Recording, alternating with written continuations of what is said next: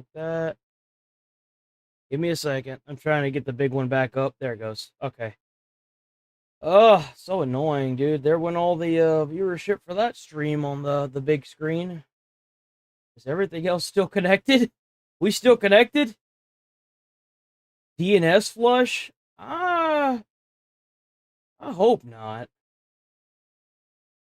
That shit's fucking annoying. Let me guess. Oh no, X is still up too. I'm shocked. Okay. I don't know what the fuck that was.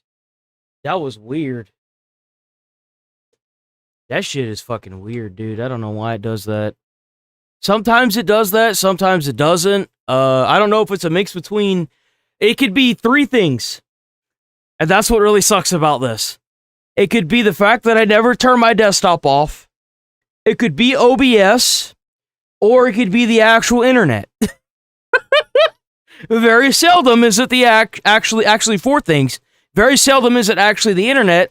It could also be the hardware. Because it's getting kind of out there. It's getting kind of old now. So, who knows? Who knows, man? Imaginary public audience once again, because she's just trying to win back the public opinion and her sons, I guess. All of it is just so delusional. That's right, just some technical disabilities. Never stop learning. Through education. Oh, speaking of luring, I have a notification saying that my Nick Shirley hoodie is going to be here on Thursday.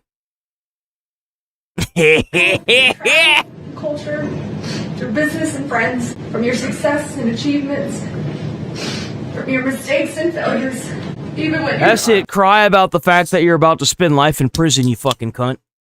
I'm sorry, did I say that out loud?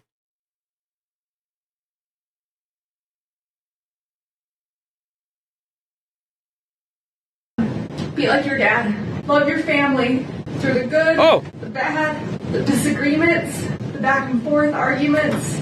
Choose forgiveness. Choose love. But build your life full of people and family who you love and that love you. Be the friend everyone wants to be. Yeah, you gotta make sure that when you do that, you don't poison them. Be friends with. Just saying. Everyone wishes they had. Just throwing that little nugget out there. Well, I mean, we are watching. The public is watching. We're just not falling for the whole shtick. And clearly, no one's on her side. No sane person is on her side. Like, I did not abandon you. Ma'am, murdering their father is the definition of abandoning your kids. You blew up the family right there. Did you flee for them? No. Did you destroy their lives? Absolutely. The one thing I need you boys to know, I did not abandon you. But in the end, the judge handed Corey the sentence she absolutely deserved for the attempted and then the, the successful murder of her husband, Eric Richens. Life without parole. Yeah, see ya. And he calls her... See you in hell. Rest in peace, you won't be missed. Enjoy jumping over hot coals in hell. Be thankful you're not in Texas, you fucking bitch. Too dangerous to be let free. You can literally see her laugh to herself and make a face to her lawyer when she was called. Like, ma'am, you're not helping him. A person convicted of those things is simply too dangerous to ever be free. Agreed. Ms. Richens, based on your conviction on count 1, first-degree felony aggravated murder, the court hereby sentences you to life without parole. As he's calling her too dangerous to be let free, she's also like roll her eyes, smirking at her lawyers. They're not your friend. They're being paid to be there, which, by the way, that money's running out, so they're not going to be your attorney for too long at this point. This is the end of the trial. Why are you trying to bond with them? I mean, maybe you could argue that she was in shock, but still, it looks so bad. All of this is bad because unfortunately, the hell with her. She's right where she belongs. And she is right where she belongs. Okay. So we got more scalpers. Let me pull up because I got a lot to this. I've actually got like a little thing going with these fucking scalpers, right? I hate them. They're a blight to humanity. We should put them in jail for 50 years, minimum. You know what I'm saying? Like, these people are bottom feeders. If you resist law, where's it at? Right here. This is a Pokemon vending machine. Let me make sure that's what this is. Yeah, this is obviously fucking Pokemon scalping. I hope. Go ahead and start stretching out a little bit. Wedgies to some are still fighting and fucking. Again, I know I've yapped about this a lot, but I still just can't get over just how degenerate it has all become. There's been a shooting over Pokemon cards. There was Just for this. Watch this. Look, people just throwing them in the trash because they don't get good hits. Look, here you go. Here's some more. There you go. Here's some more. They just throwing whole packs of cards in the garbage. And more. There's tons. Right next to the vending machine. There's way too much. Yeah. Look at that. Scalpers, man. Look at all that. Look at how much he has in his hand. Yeah. He's got an entire deck already. Look at all that. Brand spanking new cards. Just out of the pack in the garbage. Scalpers, man. They don't care about the fun. Look at that. Look at that. Look at that. So many. Brand new cards. There you go. Just out of the packs, in the trash, discarded for no one to see.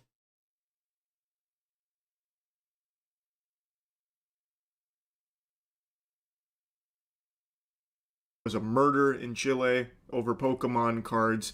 It is so despicable that I have to insult them every opportunity I get. Amen to that. But Yes, maybe sir. if there's enough shame around it, people will start to police themselves and avoid the cringe plague that swept. No. See, that's your big mistake right there, Charlie, is you think these idiots are going to police themselves? No. They're not going to do that. Opportunity I get, because it's not stopping. But we can always police them. But maybe if there's enough shame around it, people will start to police themselves and avoid the cringe plague that swept through the globe here with this Pokemon pandemic. Now, I also want to mention something, because with all of this going on, it got me really curious about the actual card game itself. You know, the thing that the Pokemon cards are fucking designed It's for. actually kind of fun. I dated somebody that built me a deck, and it's actually kind of fun. I wasn't very good at it, but it was pretty good. I mean, So over the last couple weeks, I taught myself how to play the TCG. And I'm posting videos of Pokemon TCG live on my gaming channel, as well as a million other games as well. And it's actually a really fun card game. It's very simple, but it's actually really enjoyable. So I've been playing the game, and then playing the game has kind of got me scratching at my neck to make real-life decks. So then I've started opening a lot of Pokemon boxes on the Skill Check channel, which is something I haven't done in years. And it's been so fucking fun. So I love doing unboxing and like unwrapping of cards. If y'all use the Throne Link to get Magic cards, like the big, I'd imagine the ones that are there are getting kind of fucking expensive. I should go and trade those out for something else. But I would love to do like card openings on stream. That shit would be so fun. really enjoying the actual hobby of playing the card game and making the decks. And it's also awakened a new, even deeper hatred of these scalpers than I previously had. I didn't know my hate boner could get any bigger. No, like it's actually a really fun game if you play it. It just sucks that these assholes just do this to make money off of like an individual or a couple of cards.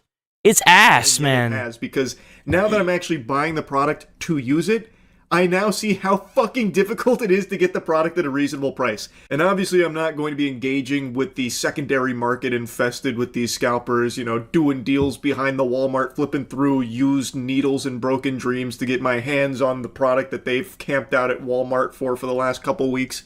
So I only buy from card shops, but even then, the card shops are charging over MSRP, which is a little more palatable because at least it goes to like a family-owned business or something, as opposed to people like this.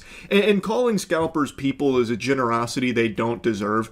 No, you put shame to every person, dude. Don't do that. Don't do that. They're degenerates. They're scum. They're parasites. They're fucking leeches. They're that might be a little. No, they're maggots. They are just revolting germs, just a fungus. So now that I actually engage with the hobby and play it, it's even more insulting, the state of all of it, because of this shit. Hey, they get it. Stop. You already started the problem here. Oh my god, bro. Bro, it's Pokemon. Just go somewhere else. Hey, leave the store, bro. Somewhere else. Leave the store, man. Go the fuck somewhere else. Bro, where the fuck is the where are any of the employees? Man, brother, you already started a problem, bro. Just leave the store. You about to go to jail in front of your kids, bro. I got you on camera, bro. Don't go to jail in front of your kids, bro. How do you have your kids there? Is this guy a scalper, or is he actually just really fed up with these fuckers taking all the shit? Like, I'm not gonna lie, if this guy's not a scalper and he just wants to get some cards for his kids, I'd be pretty pissed too. I'm not gonna lie, dude. I don't know if this guy's a scalper or not. I'm not sure. Go to jail in front of your kids, bro. Bro, you already hit him, bro. Get out of here. Touch me. You touch me too. It's first thing in the morning at what appears to be a Walgreens, and Team Rocket's favorite Eagles fan here is already looking like he's 14 Miller Lights deep and causing a ruckus. I swear, every store is starting to carry Pokemon cards now, which is unsurprising because it's a cheat code for every brick and mortar establishment to just get infinite weirdos through the door because they're all salivating. Y'all remember the day when you used to be able to go into like a Walmart and like stop by the card aisle and there would just be cards there? Whatever happened to those days? Oh, I know. And fucking hunting this product out there, so they roll up with their entire squad here to try and make a profit flipping it. And it reminds me of the Szechuan sauce craze from the Rick and Morty McDonald's era. It is about that level of cringe, but it's also 10 times as dangerous because these fucking goobers are always fighting each other. They are actually violent psychopaths. Yeah, I mean, someone's already been shot for this. Someone has already been shot over a bunch of Pokemon cards. He can press charge. What are you doing? All of them? Nobody cares, bro. I'm here with you. Nobody Bro, cares. brother, we would have shared it if you didn't. We weird as hell. You ran off with his fucking Bro, you ruined it for yourself. You ruined it for yourself. Leave. You're not being like that. Look at all that. Oh no, he's a scalper. He's a scalper. Scalper! Bro, just Why the fuck did you do that? Scalper! you got your kids with you, bro. He couldn't help but It's a word that carries. It's worse than being condemned to death, guys. Scalper! They've taken huge score. Let's fucking go. So the Eagles fan is upset because this crew came in and wiped out the entire inventory. So then the Eagles fan got physical, apparently. And they're like, oh, we would have shared it with you if you hadn't done all that. You were never gonna share that shit, dude. I can't tell you how many of these fuckers I've seen that have said some stupid shit like that. And dude, no. How benevolent. No. Such No. good guys. Real Pokemon fans. That's the lesson Ash Ketchum taught us as well. We'll share a little bit of this product we intend on scalping, but then you got mad and you said some mean stuff and then put hands on us. So now we're going to continue with the plan of just hogging all of it to ourselves and try and sell it on Facebook Marketplace to gullible, desperate idiots. You got your kids. He bought $500 worth of that shit. That is so frustrating. Just imagine that's like the third store that he's been to, where he's trying to, get just basic cards for his fucking kids and he can't because of the, I don't know if this guy's a scalper, the guy with the kids. We don't know. We're just going based on, what we think, but he has kids with him. So that really makes me think that he's just a really pissed off parent. Hey, get the fuck out of here. Bro, you just fought in front of his kids, bro. He just fought in front of his kids. Hey, get out of here, bro. Go to your car. Why are you hitting people over Pokemon, bro? What the fuck are you doing? Go to your car. Where's his shoes at? How is it that he just got kicked out of the store and he left with less than what he showed up with? Bro, where are your shoes at? You don't even got a shirt on anymore. Bro, you get robbed, man. Apparently it got even more physical there, somewhere in between that last cut and then him being walked outside like a dog. And then he, very gingerly, very sensitively takes the guy's shirt off. He wiggles his way out of his shirt, which, if it's about to get pugilistic, is not a bad strategy. It gives your opponent less things to grab onto, then they have to really latch on to the teat.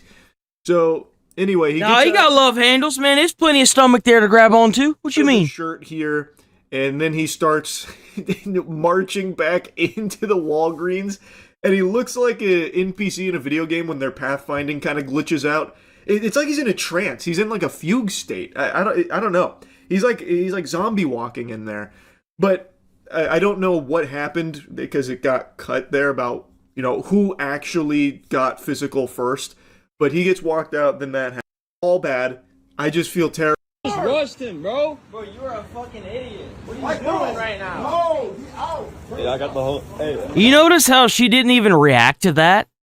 This does make me think that he is a scalper. Because, like, you see how she's not even, like, moving? He goes to the car, bro. Get out. Get out. Get out of my way. Get out. Did you call the police? Get out, bro. Get out of my way. Get out. Let's go. Getting arrested in front of his kids. Get away from me. Get out. No. Get out. Hurry up and call the You police. about to get arrested in front of your kids, bro. Get out. You're about to get arrested. Just leave, bro. Just leave. Yeah, please take them to the car. Holy shit, why did that take so long? It is endlessly frustrating how the cameraman acts like he's some level-headed, calm, nice guy. Like, yeah, guys, go to the guys. Your dad's bad. And yes, their father is embarrassing himself, and yes, he does appear to be pretty unhinged. Why else would they bring their kids there unless that's just like a front for their physical over the Pokemon cards? But like, it's not like his frustration isn't understandable. They went there. So Charlie he gets what I'm saying. Like, just imagine if that was actually just a family that wanted to get cards for their kid, right? Their kids. And this is like the 5th place they've been to, and you've got these cocksuckers just going around and buying up all these cards, and they're gonna just sit there and throw most of them away. Get some Pokemon product, presumably for their children. That would be my guess, because why else would they bring their kids there unless that's just like a front for their dad to try and like garner sympathy while he's scalping. But I would be willing to give them the benefit of the doubt that they went there to get Pokemon product as a family with their kids. And then they encounter this group of dweebs, these fucking twerps, these scalp... I'm actually really happy that he brought that up. I am. Like, genuinely. Worms, these vultures, that have taken all of it, and now they get nothing. So that is extremely frustrating. Yeah, no, it is. Not worth like, it just imagine if that was like the 3rd or 4th place they went in their area, and they're just all gone because of these assholes. get into a physical altercation over it, especially when he's and then you can't, like, it's not as simple as just buying it online either, because you try to buy it online and it's like 3 times the price because these dip wagons aren't going to turn a profit on it. Seemingly Dude, it's trash. 1. But even still, how's it going, the creator? Sucks. Man, it's been a while. I hope every set going forward is just I stopped playing games on stream, man. I don't do that anymore. I actually stopped playing games altogether for the channel. Like perfect order. A set where scalpers lose their whole asshole on it and start whining and crying and getting the ambulance out because no one's buying it at scalper prices. But the thing is like, you shouldn't have to switch over to a different card game because a bunch of people want to ruin it. That just sucks. Like, why should you have to play something else because a bunch of assholes want to sit here and do that? Anymore, so they end up losing money. I really wish Pokemon would just like overprint the shit out of all of their sets. I just anything to get rid of these degenerates, man. Like, straight up, it is just so gross. It is so out of control. It really is. Cole in the fire. No, you don't. Let's go. Go. Just let it go. Go. Go. Get out of the way. Go. Fight his battles. Let's go. Bro. Bro. Let's go. No. No, it's 2026. That's how shit works. Go. Bro. You go ahead and hit me in my shit. I'm not hitting you. Left. Get out. That you hit me. You're about to get knocked out. Hey, I'm recording, so don't hit him. Hey, sit the fuck up. Bounce. I'm recording too, so. Find your shoes and bounce, bro. Why do you want to get knocked out right now? Walk or leave. Like, you're attacking. Get something for my kids, bro. Brother, we're all together. So he was right. So I was right. Like, can't even get some cards for your kids without having to worry about these fucking schizos. Man, that really sucks. Now, like, I think Charlie is definitely, I think he's right whenever he says that it could be a front. But, like, it's just so fucking frustrating, bro. It's so fucking frustrating. Fights break out over it. I had to mute the audio to this one because the uploader put the Pokemon theme song to it, and I'm pretty sure that's a big no-no. Side note, a little brief rant. Stop doing that. Just let the real audio play. It's much more entertaining that way. Adding the Pokemon theme song does nothing to enhance it. Shit is stupid. Bro.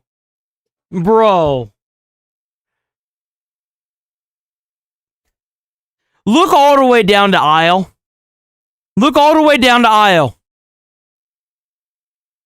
Stop doing that. Look all the way where the TVs are. Play. It's much more entertaining that way. Look at that maintenance personnel. She's just over there like, oh, that looks crazy. What's going on over there? Look, watch. The theme song does nothing to enhance it. Shit is stupid. You're not some comedian because you thought to put the Pokemon theme to Yo, that person is legendary. Just let the real audio play. It's better that way. So anyway, the big guy here has a single ETB. One ETB, and then two broccoli hair TikTokers come over and start, like, grappling him. Start trying to wrestle How about y'all want to make a bet? If that dad tried to get any of those cards for him and for, like, his family, they would have done the same thing to him. Now, dude just face-tanked all of that and then walked away upset about the inconvenience. Now, again, there's no audio, so I don't even know what the lore is here around. You realize this dude walked over, grabbed the one box. He grabbed one fucking box and had to go through all of this just to get the one box. Pokemon theme song does nothing to enhance it. Shit is stupid. You're not some comedian because you thought to put the Pokemon theme to a fight. Just let the real audio play. It's better that way. So anyway, the big guy here has a single ETB. He should have called the police and had those fucking idiots arrested. That's what he should have done. And then two broccoli hair TikTokers. Look, literally got all the rest of the boxes. And start, like, grappling him. Start trying to wrestle him. Now, dude just face-tanked all of that and then walked away upset about the inconvenience. Now, again, yeah, it's fucking crazy, man. You go to the store to get a box of Pokemon cards, you get fucking tackled by two fucking pricks. Yeah, so shit's annoying. Lore is here around why this happened. But why are they getting physical with this guy? He has a single ETB. So he's not even doing anything that's against the store protocol of, like, the buy limits or anything. Now, maybe he cut in line. And if that is the case, he's a douchebag for it, but he also Line for what, man? They're fucking cards. They're on the shelf. There's no line to the shelf. Like, no. It's on the shelf. Like, take away everyone else's product. He had a single ETB from what I can tell, and it didn't look like there was anything in his cart. And then these two dudes come over and start, like, grabbing him by the legs and shit. One of them even, like, slips on a banana peel or something and falls over, just eats shit. And this guy just sits there tanking all of it. Like, I don't know what these two dudes were thinking. They're gonna have him pinned up like some kind of Thanksgiving turkey or something, or like out of a cartoon where they put an apple in his mouth. I don't know what the plan was, but the mission was failed. And they actually got... You didn't have nothing in your hand, bro. Yeah, he ran up and he didn't have. We were all waiting in line, and this dude just grabs us. So he was there first. He was there first. And we're not gonna have, you want us to call the police? Yeah, I think you should. Yeah, you should. Yeah. I mean, you should call the police because they're gonna get arrested for battery.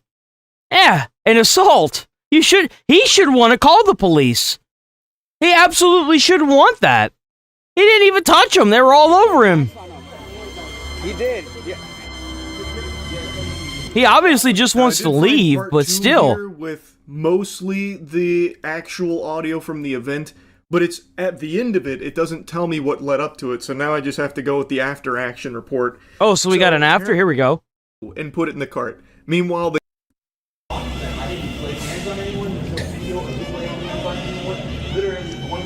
by the leg and one thing put me against the glass. That's how it went down. You're in here calling. I would call the police, and if they want to trespass me off the property, even though I didn't do anything, I would just call the police. I would try to get them charged with something. try to get the video footage, and then what I would do is I would just leave. If you're still able to buy the cards, then buy the cards and leave. Like, don't cause no more problems. Don't get yourself permanently trespassed. Just explain what happened. Call the police. I would have just called the police and explained it to them. They could have pulled video footage from like the back and stuff like that. That's what I would have done personally.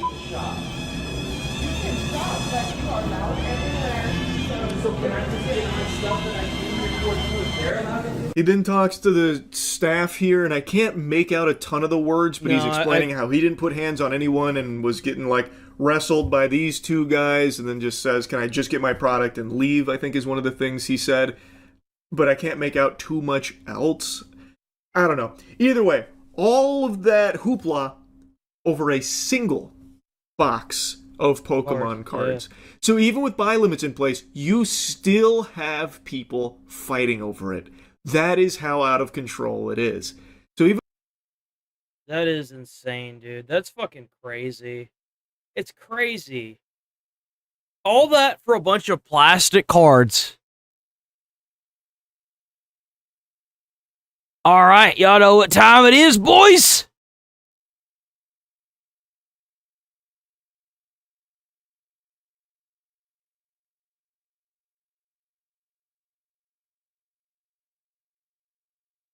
Aussie farmers thought they were being attacked by aliens. But what was actually causing it is so much funnier. This is a wallaby, the kangaroo's vertically challenged little cousin. Now, to get a little more specific, this is a Bennett's wallaby, native to my home state of Tasmania. Oh, and that man. location is very important to the story. Tassie is home to a lot of things. Beautiful views, a seal with a felony record, and... However, one thing they tend to leave off the tourism brochures is drugs. Tasmania is the world's largest exporter of illegal opium, the main ingredient in opioid painkillers like morphine. With this they got the good shit. Oh man, they got the good shit, boys. Tiny island producing 50% of global supply. Now, opium comes from poppy milk, and to get poppy milk, you need to milk poppies. Okay. And to produce that 50% of global supply, Tasmanian farmers grow huge fields of these things across the north of the state. However, because throwing these flowers into a crafting table gives you narcotics, these fields are legally required to be under extremely tight security. Which is why these same poppy farmers became extremely confused when f***ing crop circles showed up in the plant equivalent of a f***ing Town Hall 9 Clash of Clans base. They were understandably absolutely f***ing bewildered by this, and some people even thought it was aliens. So to figure out whether or not it was a Halo Elite drawing this shit, they set up some cameras. And what they saw was this little shit. Walking into the field, eating the milk-filled buds, getting absolutely f***eyed, and then hopping in circles until he passed the f*** out. No shot. So this animal ate the field, like the fruit, essentially, got high as shit and hopped in circles until it passed out. Holy shit, dude. Wildlife sure is something, ain't it? They thought the f***ing Covenant were invading, and it was a drink-driving wallaby. Aussie farmers thought they were being attacked. Yo, wildlife sure is something else, ain't it?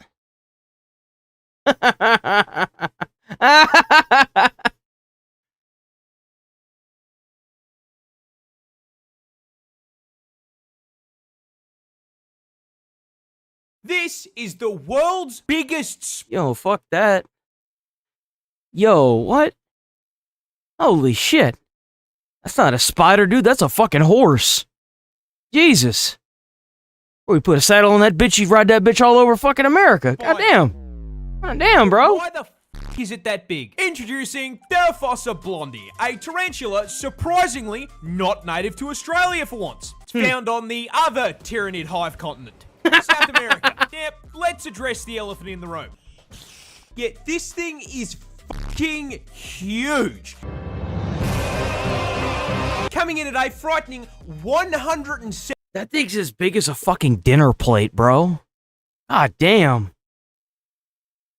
I bet that one eats birds. I know that there are spiders that eat birds. I bet that's one of them. 5 grams in weight and 12 inches in leg span. Son of a bitch. And those legs are not the only place it's packing inches, because Shelob's cousin here is packing fangs that measure a huge inch in length. Bro, you mean to tell me this motherfucker has fangs as big as cat claws? Oh my god. That's horrifying. For scale, that is like a 6-foot human packing canines the length of a fucking ruler. But the important question, why the f is it so big? And the answer is that I have withheld information from you. You see, I introduced this girl by a Latin name. She's much better known as the Goliath bird eater tarantula. Yep. There it is.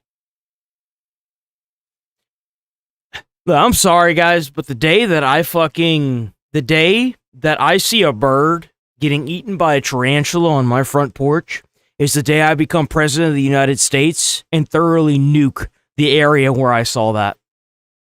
I will leave nothing left. I will crater it to the center of the planet and crack the crust. Do you understand me?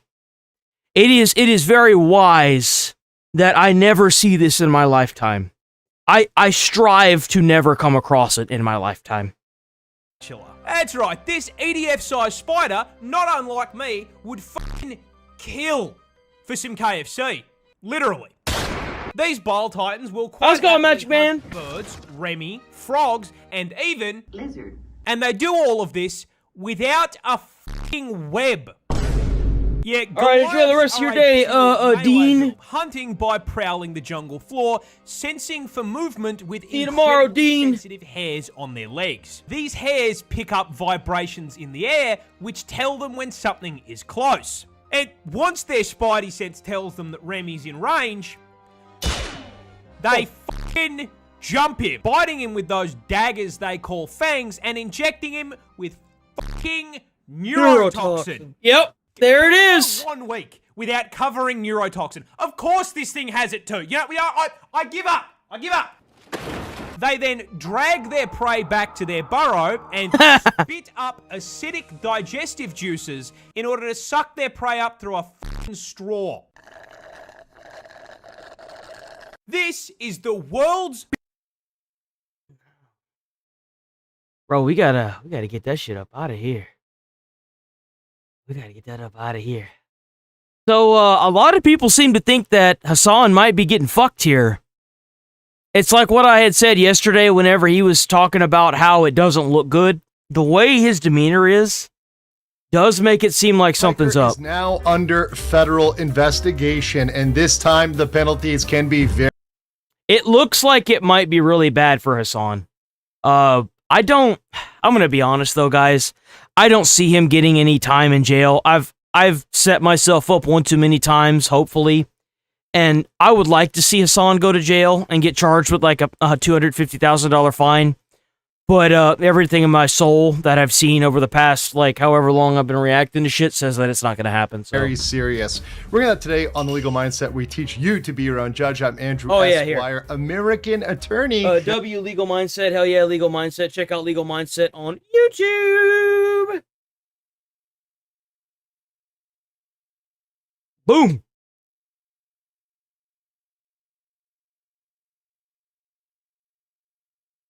Now, Hassan Piker is no stranger to controversy and potentially filming his crimes live. Kaya, please just Go back. Stop. Now, this time it's not for Collargate, but this time it's for something serious, as the Treasury Department's Office of Foreign Assets Control, or OFAC, is probing into his participation in a March 2026 activist trip to Cuba. He was part of the Nuestra America convoy, which was deemed as a humanitarian aid convoy, but involved many activists, many of which, in fact, advocate for violating U.S. law. We're here with Morid, and he is a Palestinian currently studying for free. Here in Palestine and Cuba, things are all too similar. Both our peoples are living the same thing because of the same enemy. I am ready to be on the battlefield for my people, to support them on the front lines. And the alleged issue says, essentially boils down to, did he violate official U.S. sanctions in his trip to Cuba? Now, we're going to get into those very specific and very, very serious allegations. But first, I have a very important message. Recently, a jury ordered Meta and YouTube to pay millions for their role in designing and experience serious mental health struggles. You should hear this.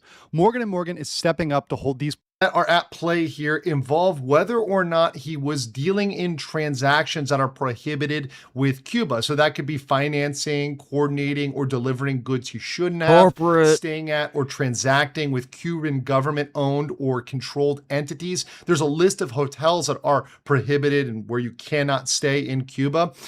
There's also other things you're not supposed to be doing while you're there. And the problem with Hassan and many live streamers is that they want to openly brag about committing crimes. In fact, Hassan Piker has encouraged people to commit theft. I'm pro stealing from big corporations. Yeah, no, I'm pro piracy all the way. Like across the board. We gotta get back to cool crimes like that. Like, you know, bank robberies. Wouldn't it just be a beautiful thing? Wouldn't it just be a wonderful, beautiful thing if Hassan goes up in court and he's trying to act like he feels bad for what he did, and then they just play this before the verdict? I'm not gonna lie to y'all. If they stream Hassan Piker, if they stream his trial and everything, I will be there reacting to it, guys. I'll be live. I'll be live. I missed out on the Johnny Depp and Amber Heard stuff. I'm not gonna miss out on this. I will be reacting to this every step of the way. I will be all over this, boys. I mean, look. So what OFAC has done here is they've requested information. So they've sought out more information to do a review of this activist trip and any particular foreign influence or sanctions evasion that might have. Now, while there are no criminal charges yet, the penalties for this can be very serious. And Hassan Piker indeed is scared. Up to 10 years in prison. Okay. They're after your boy. We will free you, brother. Yeah, free me. Free me. Free me. I can't believe I'm saying that. So the potential penalties here can actually stack up. This is under the Cuban Assets Controls and Regulations Act, which is enforced via the This is under the Cuban Assets Controls and Regulations. These here can actually stack up. This is under the Cuban Assets Controls and Regulations penalty. Free me. Free me. I can't believe I'm saying that. So the potential penalties here can actually stack up. This is under the Cuban Assets Controls and Regulations Act, which is enforced via the International Emergency Economic Power Act, crazy, I guess. IEEPA. So there's two sides to this, a civil side and a criminal side. On the civil side, the penalties can be up to $91,000 per violation. Woo! So the issue is here, if you go on one of these trips, let's say you're out there on a long trip and you're doing multiple things, especially if you're live streaming, once again, being your own star witness, you might violate several of these provisions. So maybe you're bringing in or transacting with goods you're not supposed to bring in or you're not supposed to buy. Maybe you're staying at a hotel you're not supposed to stay at, or something that's linked to the Cuban government and prohibited. So you may have multiple transactions, so that 91K can stack up against. From what I understand, the United States government is doing a major crackdown on content creators that are taking money from foreign countries to push propaganda. So this may not be the only case of a crackdown, but it may be the first in a very long line of content creators that are about to get into a lot of trouble. you. And that is indeed the lowest level. But on the highest level, for willfully doing these things, for going out and saying, yep, I did it, who cares, so what, and bragging about it, which many of these influencers actually go out and do, you can have fines for up to $1 million on the corporate side for most individuals, about $250,000, $250K on the individual side. But you can also face imprisonment for up to 10 years. So there is actual real prison time that can be behind willful violations. Now, it's very clear that this has not been pressed yet, but it's still on the table. Now, in practical cases, when we look at these things, most of these violations for first-timers or non-egregious offenses are typically civil penalties. So they'll typically slap them with some sort of fine. So it might be a 10, 20, 30, 40K fine. Once again, up to 91K. These things can add up. Hassan Piker's got money, but if you hit him with a couple of these, I mean, that's a dent in his Labubu budget.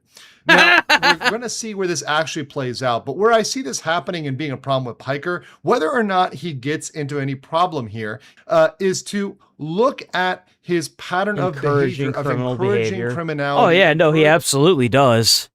He does it constantly. Yeah, like, he does it all the fucking time, constantly. Breaking the law. It's only a matter of a time till somebody is motivated enough to get him on camera saying something and actually punish him. He's gotten away with many of his crimes because they've been local crimes. The local California PD is not that motivated. Many of them are probably politically aligned with Piker, so they might agree with him on other issues and therefore not want to prosecute him. So he's gotten away with a lot, but the feds are not necessarily going to fall into that camp, and they might look at this and say, no, this is an on-your-face violation here, and actually hold him to task. And I cannot wait till the day comes that Hassan Piker actually reaps some of what he's sown. Oh, yeah, I agree. Even like just him being put through the court system, the justice system like this, I think that I'd accept that. It'll make him think about what he's going to say before he says it. Once again, he has openly encouraged criminality time and time again. But I want to know what you guys think in the comments below, and I will catch you on the next one.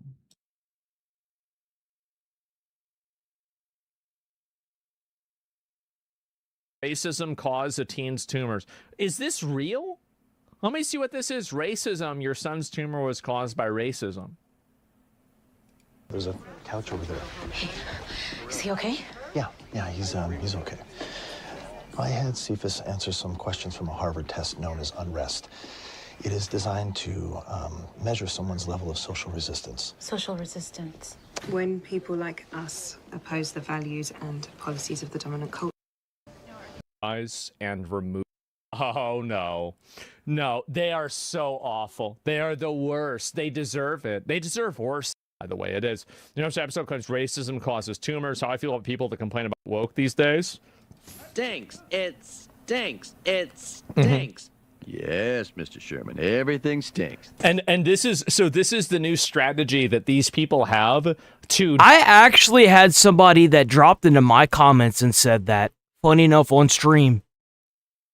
It's been a little bit now, but somebody was like, whenever we were covering the mixtape, someone was like, oh, this is so, like, what was it, like, boring, you know, more woke stuff, da-da-da-da-da. I just kind of ignored it, but I think he's onto something here. Downplay the amount of culture. You should just send me the quotes in a viral tweet. It's a gold mine. Okay, let me see it. So this is what they try to do, is they're trying to gaslight people into thinking that it never happened. Of course they are. That's really, I would say that's really what it is. They're trying to gaslight and make people think that all of this like woke nonsense and ridiculous cultural control that they had never actually happened, even though we were all there and everybody saw it happen. But for some reason, they're trying to pretend like, oh no, that's not what it was. Yeah, what's a video that defines peak woke? Lori Lightfoot entered. I mean, it looks like peak cringe to me. I remember this. To the Rona Destroyer.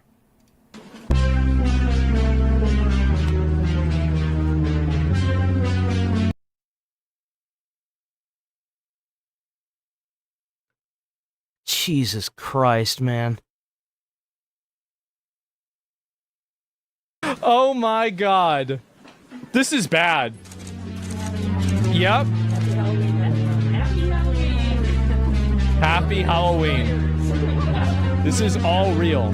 This was she was like I forgot what she was. Verse the disabled non-binary lesbian spider person was the peak of woke 1.0. What is this here? Can I find it? It really bothers me that they not only invaded movies and television and gaming, they couldn't even leave comics alone, bro. Comics.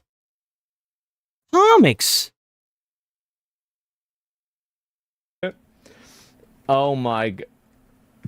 What the fuck is this trash? Oh my god. Yep, there's another one. We've got this. Of course, the classic. This one was recent. Yeah, we've seen this one. Oh, here we go. She's about to say the alphabet here, guys. Deal with the ongoing genocide of MMIW G2SLGBTQIA+. Ain't no damn genocide, lady. Shut the fuck up. I love how they try to mental gymnastic their way into using words that don't belong. This is abhorrent. By the way, I mean, they pretty much made their own alphabet, so why would this be any different? Just in case anybody was wondering.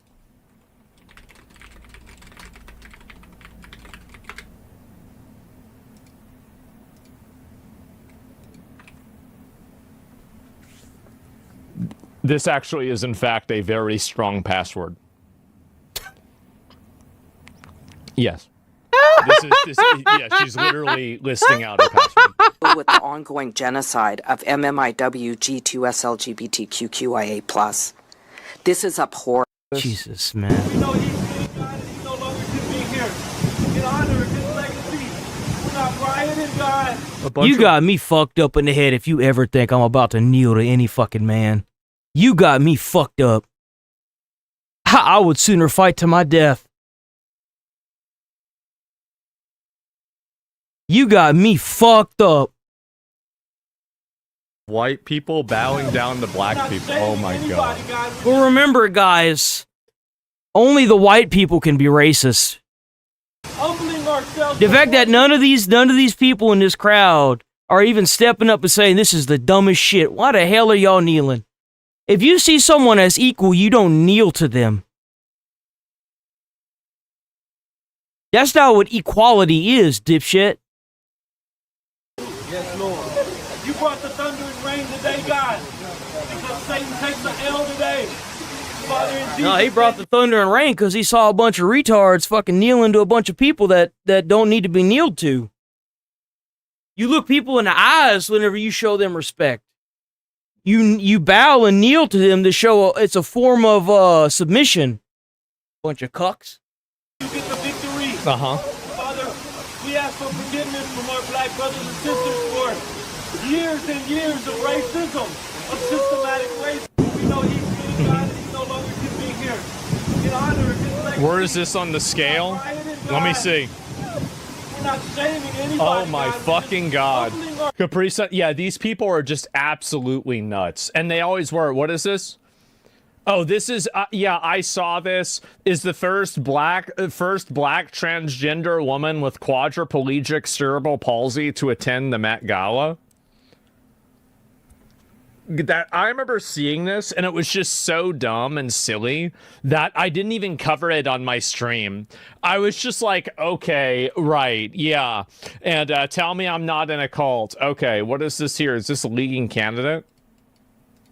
These colleges and universities, their silence is deafening as they do nothing despite the pleas from fearful students that are in a state of shock over the hatred and the rabid and virulent anti-Semitism. There's a lot of that. They want our people dead. They want us killed.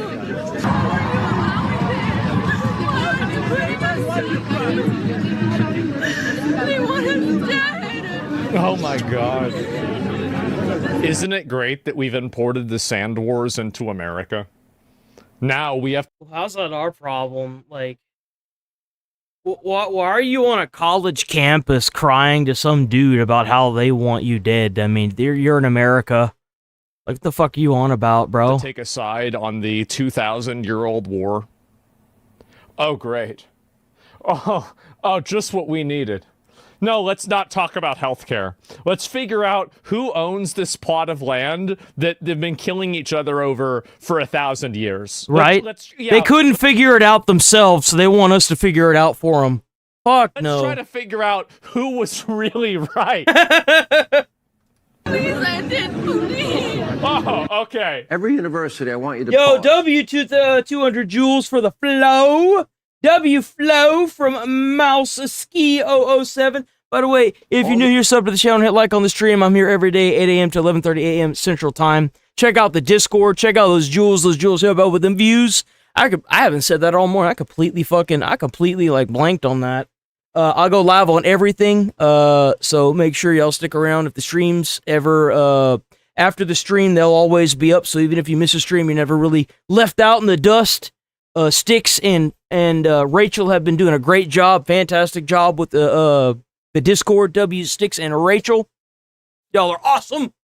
Check out the channel membership as well. W channel members. Oh wait, there's another one. There's another one. Hold on, wait. There's another one. There's another one. Where's it at? I saw two little presents pop up. Oh, that's one. Sent a flow and then another flow. Where's that at? Okay, hold on. Let me see. Sent a gift. Oh, I got the DJ Cat too. Hold on, wait a minute. We getting hooked up in chat. Hold on, we getting hooked up in chat. So we got. Okay, so we got 100 for 2 jewels from local Leon Adamon? Bro, I'm sorry. I don't know how you pronounce it. I'm gonna call you Leon. I'll call you Leon. Then we got Mouski. No, they taking advantage of the American. Oh yeah, they absolutely are. That's all they can do. And then we got Mouski 007 with 200 for the flow. Then we got 800 for the turn it up W. And then there was another one, and then another 100 for 2 jewels, so W100. Then we got Magic Man with the 10 jewels, but there was another one here. There was 2 flows.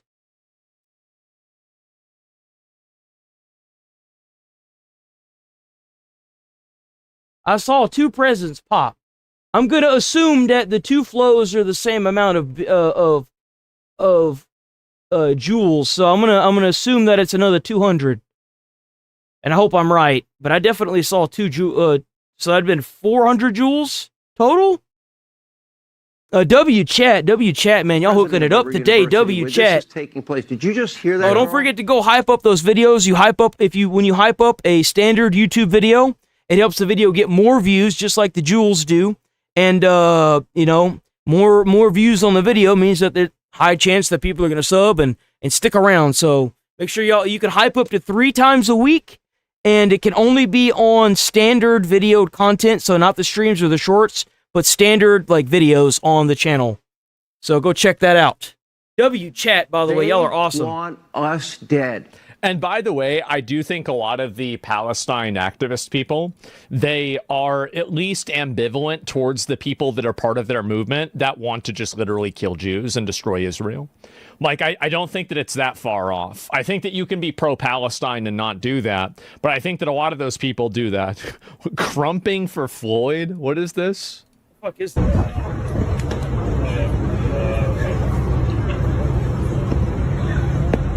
Do you know what's so funny? Is that this is actually so much more well-behaved than the ICE protests now. And now you've got like a T-Rex running around hitting ICE officers. Like, it's actually gotten worse since then. Like, this is just like... It got worse because they didn't go to jail for this. That's why. A guy dance... No, who cares? Right? Nobody gives a shit. This is fine. It's cringy as fuck, but at least they're not, like, hurting anybody. Is she on drugs? I think she's... Yeah, I guess she must be dancing. It's slightly different. And, okay, giving up a paddleboard... Stand-up paddleboarders getting dragged out of the ocean and arrested while Gavin Newsom dined at French... Keep going, dude! He's gonna commit suicide. He's just gonna go and crash into the piling. Oh, yeah, they sent out the drones. So... So they're out there wasting all this money and these resources to get a dude on a paddleboard during what, COVID? Gavin Newsom denied at. He's gonna commit suicide. He's just gonna go and crash into the piling. Oh yeah, they got to send out the drones. So here they go. They're sending drones out to This is capture great, people. the first ever. just because he was out during COVID? Really? Oh, he faked him out. Now he's going back out to sea. Oh, there it is. There it is. Did the old switcheroo. Oh Yep. my god. This guy's really dude Laird. One Killing guy. me. Uh-oh, he's screwed. Now he's This guy's coming in. Let's see the highway pursuit. Oh my god, look at this.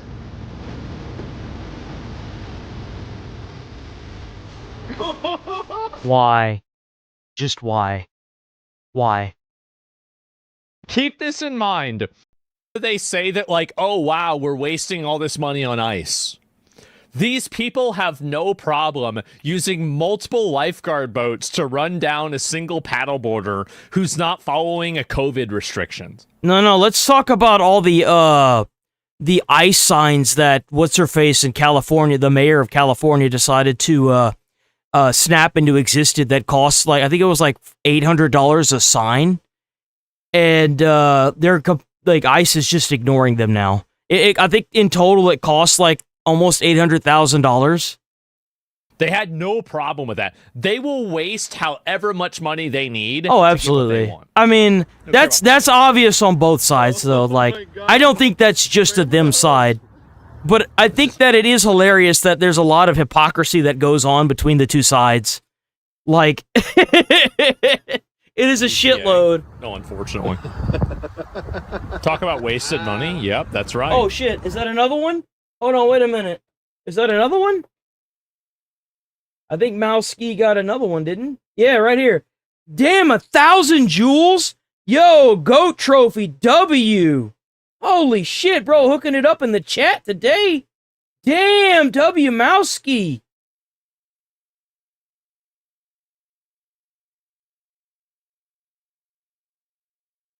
How do you get the jewels? Does anybody know? Like, I don't even know how the jewels work.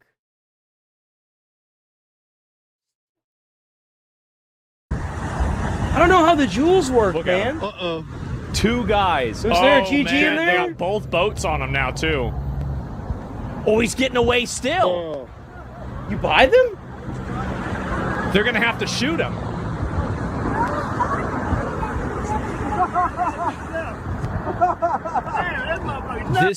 This is the reason why these people can never have power ever again. You can never give these people any power.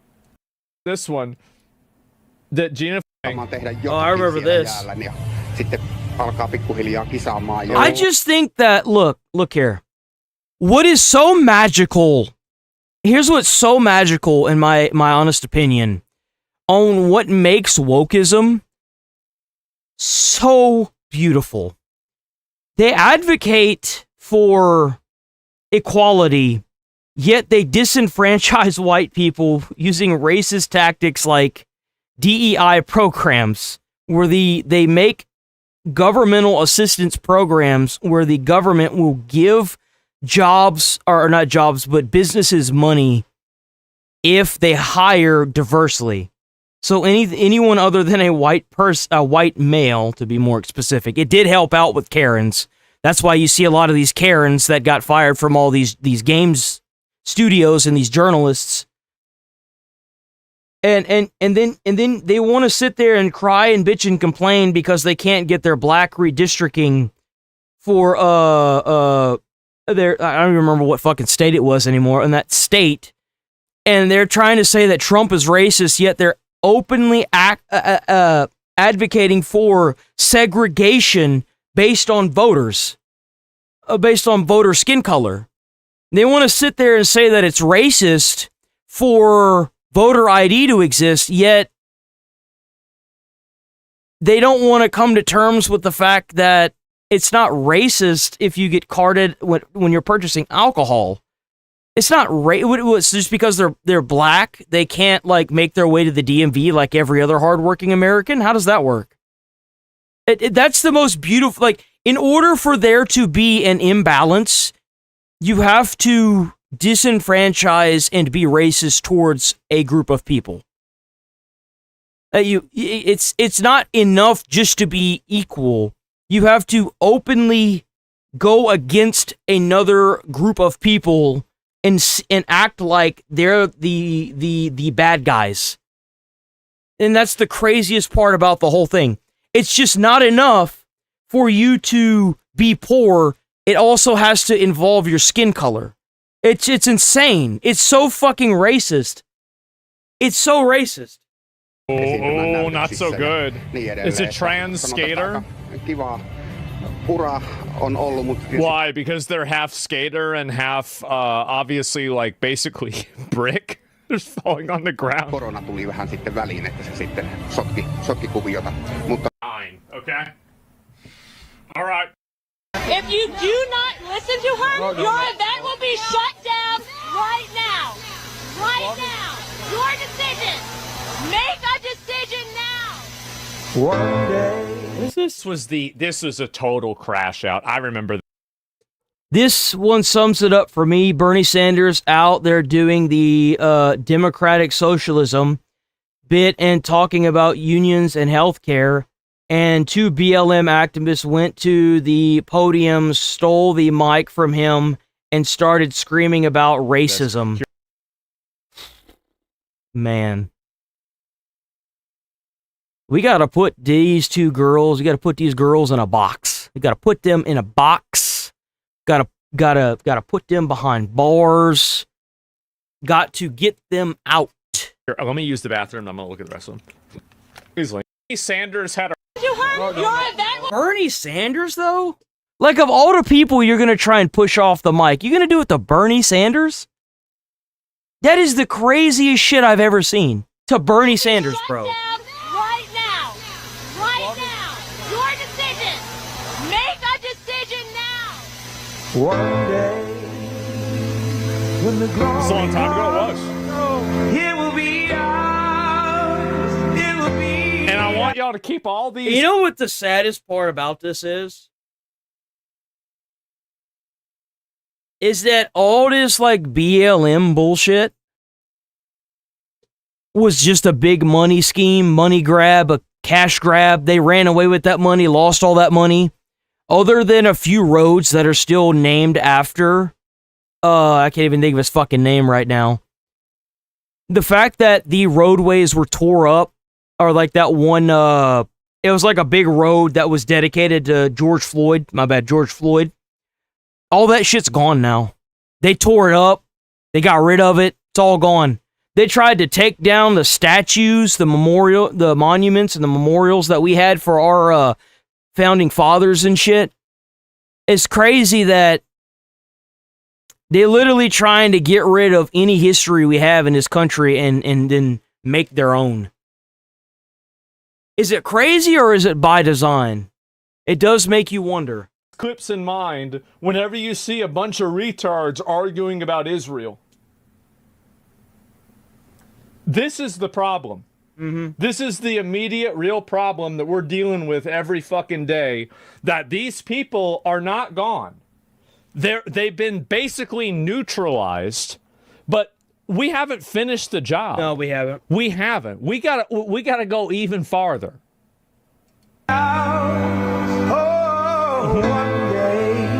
The music too. When the war is won, we will let after Senator. I can't wait to watch this girl's body cam video. I think this Right? is one of the ones where they have to put her in the van. See that people put up Over says and that. over again. Call something a rotunda. Trans people belong here. We need trans people. Is We this what love they're saying? trans people. Wow. Trans people belong here. We need trans people. We love trans Wait, people. you just said that. Trans people belong here. We need trans people. Wait. We love trans people. Trans people belong here. Wait. Trans people belong here. We need trans people. We love trans people. Trans people belong here. Wait, what we the need fuck? trans people. We love trans people. Trans people belong here. We How did America let this happen? We ought to be ashamed of ourselves, honestly. How did we give these people the ability to even the acknowledgement of being in the Supreme Court just to be asked the question, can a man give birth? How the hell did we get this far? How are these officials behind the mic schizoing out over the dumbest shit? How? How are we even acknowledging these people as like an existence? It just, I can't. What the fuck? I just can't. We love trans people. Trans people belong here. We need trans people. What we the love fuck trans happened? People. Like, trans people belong. Is it sad that I could see her sitting in a padded room, rocking back and forth, saying that?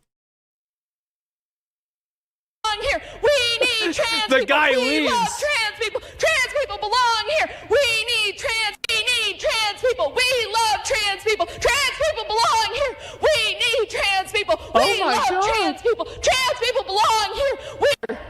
You matter. And I am fighting for you. And I will not stop. I will not stop today. I will not stop tomorrow. You are loved. You matter. And this is the reason why they got completely decimated. You belong here. You're out of breath for just yelling? Oh my god. What a schizo. I think your heart's gonna start fighting soon. That's bad. So you remember what I was talking about the Salem witch trials?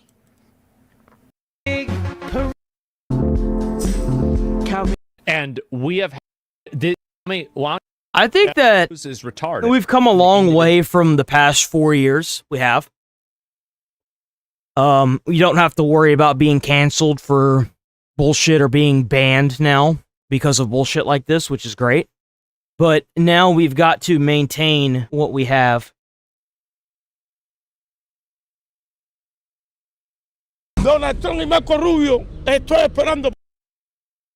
We actually got 2 videos today. Damn. Which people hate us on. There was a positive I identify as Israel, and every single Jew on the earth was raptured by God, and they were all fucking sent to heaven. The entire. We may cover that tomorrow. What is this? Meta is laying off more people. Today we reduced headcount by 22%. The Meta Holy shit! Oh, also Meta's being sued as well. Layoffs are some of the most dystopian things I've ever seen. Unpopular opinion. You don't have to dress corporate to be professional. So this is her. I guess she got hired at Meta, and so she showed up to work looking like this. Anyway, I don't think she did. I don't think she did at all. She probably showed up to work, wait for everybody to go to lunch, and then like switched into that, did the picture, and then moved on. This is what happened. Asha, as previously shared, we've decided to reduce headcount as part of our continued effort to run the company more efficiently and allow us to offset other investments we're making. Believe it or not, this is something else that you can thank Elon Musk for. When Elon Musk took over X and fired like over half the staff, and the company still managed to function the exact same, only it got better. I think that Elon Musk taking X is a prime example of what these companies need to be doing. Unfortunately, your role has been eliminated as a part of today's reorganization. This is the TikTok she made. Got laid off from Meta today. You got laid off. Honestly, I feel so happy. Yeah? And free, like I can finally breathe again. Funny part is, I exceeded expectations for the last 4 years in all of my performance reviews. Wow. I was never. Well, this will be a really good way to try to get your next job, huh? This will like. Do you I hope that she's aware that no matter how much you try to talk up what you're saying, like no business owner is going to take you on, because I guarantee you if Meta is laying people off, the rapture of jobs has only just begun. they are probably going to start laying off people in mass. I think that this is going to be the beginning of what we are going to have to... This is going to be the beginning of the mass layoffs from all these companies that will inevitably lead to a form of universal basic income, or dare I say it, slavery. If Meta is laying people off, this is only just the beginning. To build someone else's dream while ignoring my own. I'll be a founding creator at one of the coolest AI fashion startups in Silicon Valley. I got laid off. Wow. You got laid off from Meta. Now you're doing a fashion brand. I'm sure that's going to go really well for you. This is the CEO that fired the HR team a couple days ago. Oh, shit. Oh, of course. Of course he fired... No, W. He fired the HR team. You know how much work they're going to be able to get done now? Do you know how much work that company's going to be able to do now? Bro. Explaining it. We got rid of our HR team. Why? We had an HR team. That HR team was creating problems that didn't exist. What have I been saying? What have I been saying about HR departments? I've been saying this shit for months. HR departments aren't there to protect you. They're there to protect the company. So they have to make up things to keep their jobs. They have to make up dumb shit just to keep their jobs.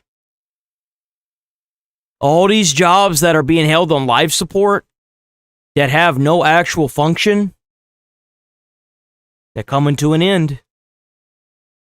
And those problems disappeared when I let them go. Every single company in Silicon Valley is full of worthless DEI. This guy, believe it or not, follows me. My coworkers keep saying I need to make like a tech TikTok, because if you look at my TikTok, you'd never guess I have a job. Anyways, this is our current workstation. Callie and I are what you call product managers. Callie, not for long!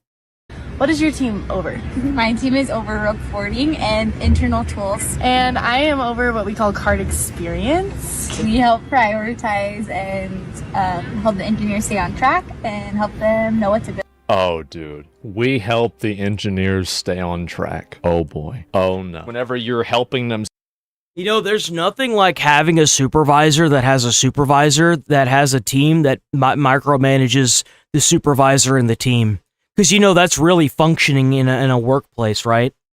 Stay on track. They're thinking, thank you so much, Samantha. Yeah, exactly. So you might have a team, like the engineers actually do the developing, the coding. Product managers essentially decide what the team's going to work on, do competitive research, keep everyone focused, motivated, and basically just have endless meetings. And driving towards business outcomes. Driving towards business outcomes. That's what we do. We work from home, which means you work from the internet. So these ladies are losing their jobs because the DEI systems that were implemented in the government that gave businesses money, taxpayer money, to employ these ladies has ended.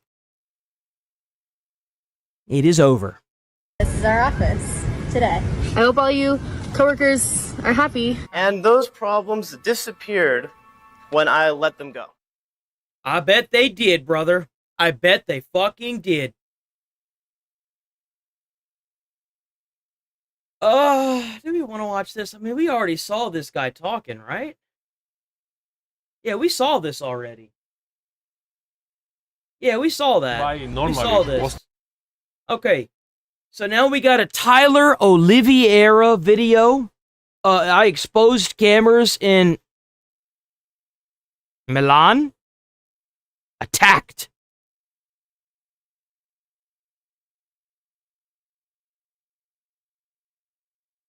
Actually, are we going to have to wait? Might have to wait. When did this come out? The 24th? We might have to wait till tomorrow to do this one, because I want to, well, actually...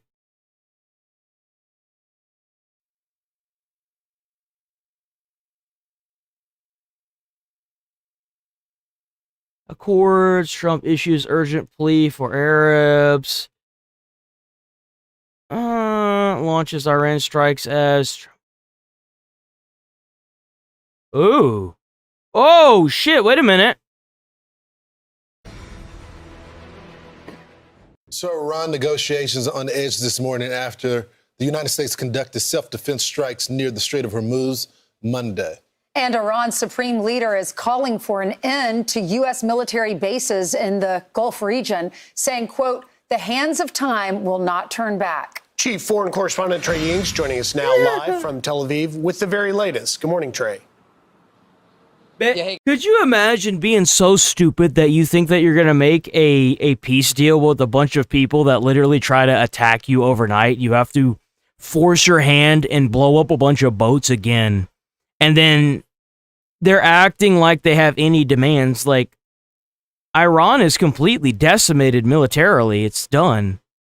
They have no boats. They have nothing.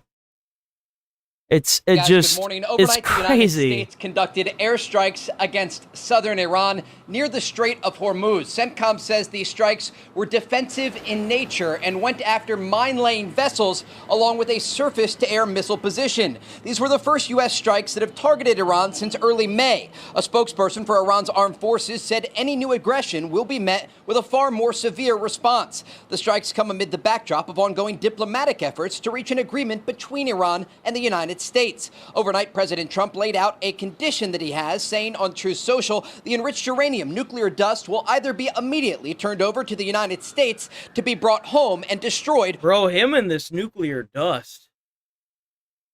Or preferably in conjunction and coordination with the Islamic Republic of Iran, destroyed in place or at another acceptable location with the Atomic Energy Commission or its equivalent being witness to this process and event. Thank you for your attention to this matter. The other key issue has to do with the Strait of Hormuz. Secretary of State Marco Bro, look at all that. Damn, bro. Rubio reiterated the Trump administration position on this critical waterway during a gaggle today. The straits have to be open. They're going to be open one way or the other. So they need to be open. What's happening there is unlawful. It's illegal. It's unsustainable for the world. It's unacceptable. That cannot happen. The straits need to be open. Well, then stop bitching and complaining about it. Take Karg Island, force the strait open, and continue bombing a bunch of terrorists using the help of the UAE, Israel, and whatever the fuck that other country is. And obviously that needs to happen immediately as soon as anything. We're also tracking developments in the conflict between Israel and Iran's largest proxy, Hezbollah. The Israelis have vowed to ramp up strikes on the group amid ongoing drone and rocket attacks. It sounds to me like Israel's tired of waiting. I don't know if Trump's got, like, people shoved up his ass or something, or like, I don't know if maybe, like, the Trump administration has become pussified. I don't know what the fuck's going on.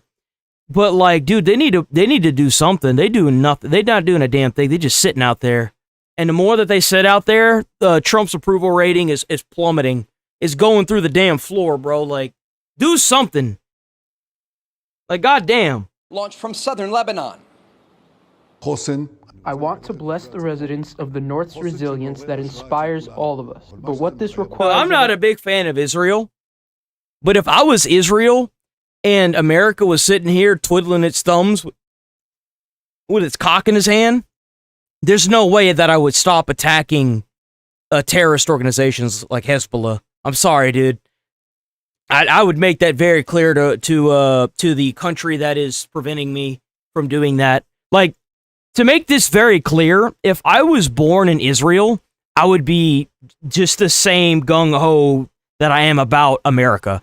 Like, I'm American. I was born in America. I love this country. But if I would be saying the exact same thing if I lived in any other country in the world. Like, if I actually was born there, if I lived there, I'd be saying the same shit.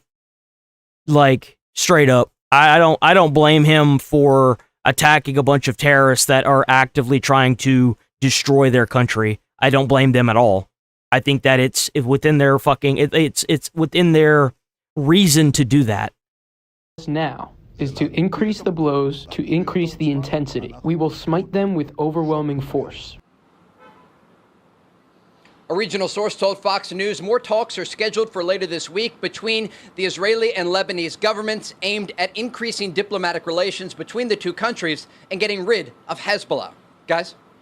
So, Trey, I know there's talk about the deal, but it's hard to say that the Iranians are serious about the deal, and they always talk. That's just part of their propaganda. If they were serious about making a deal, they wouldn't be trying to send out more water mines in national water.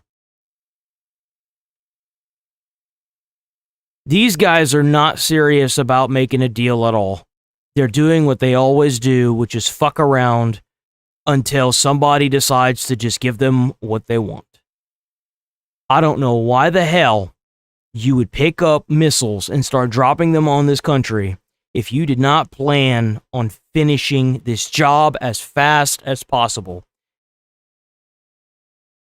I can see why a lot of people are very much so against this now. I see it, and I understand why.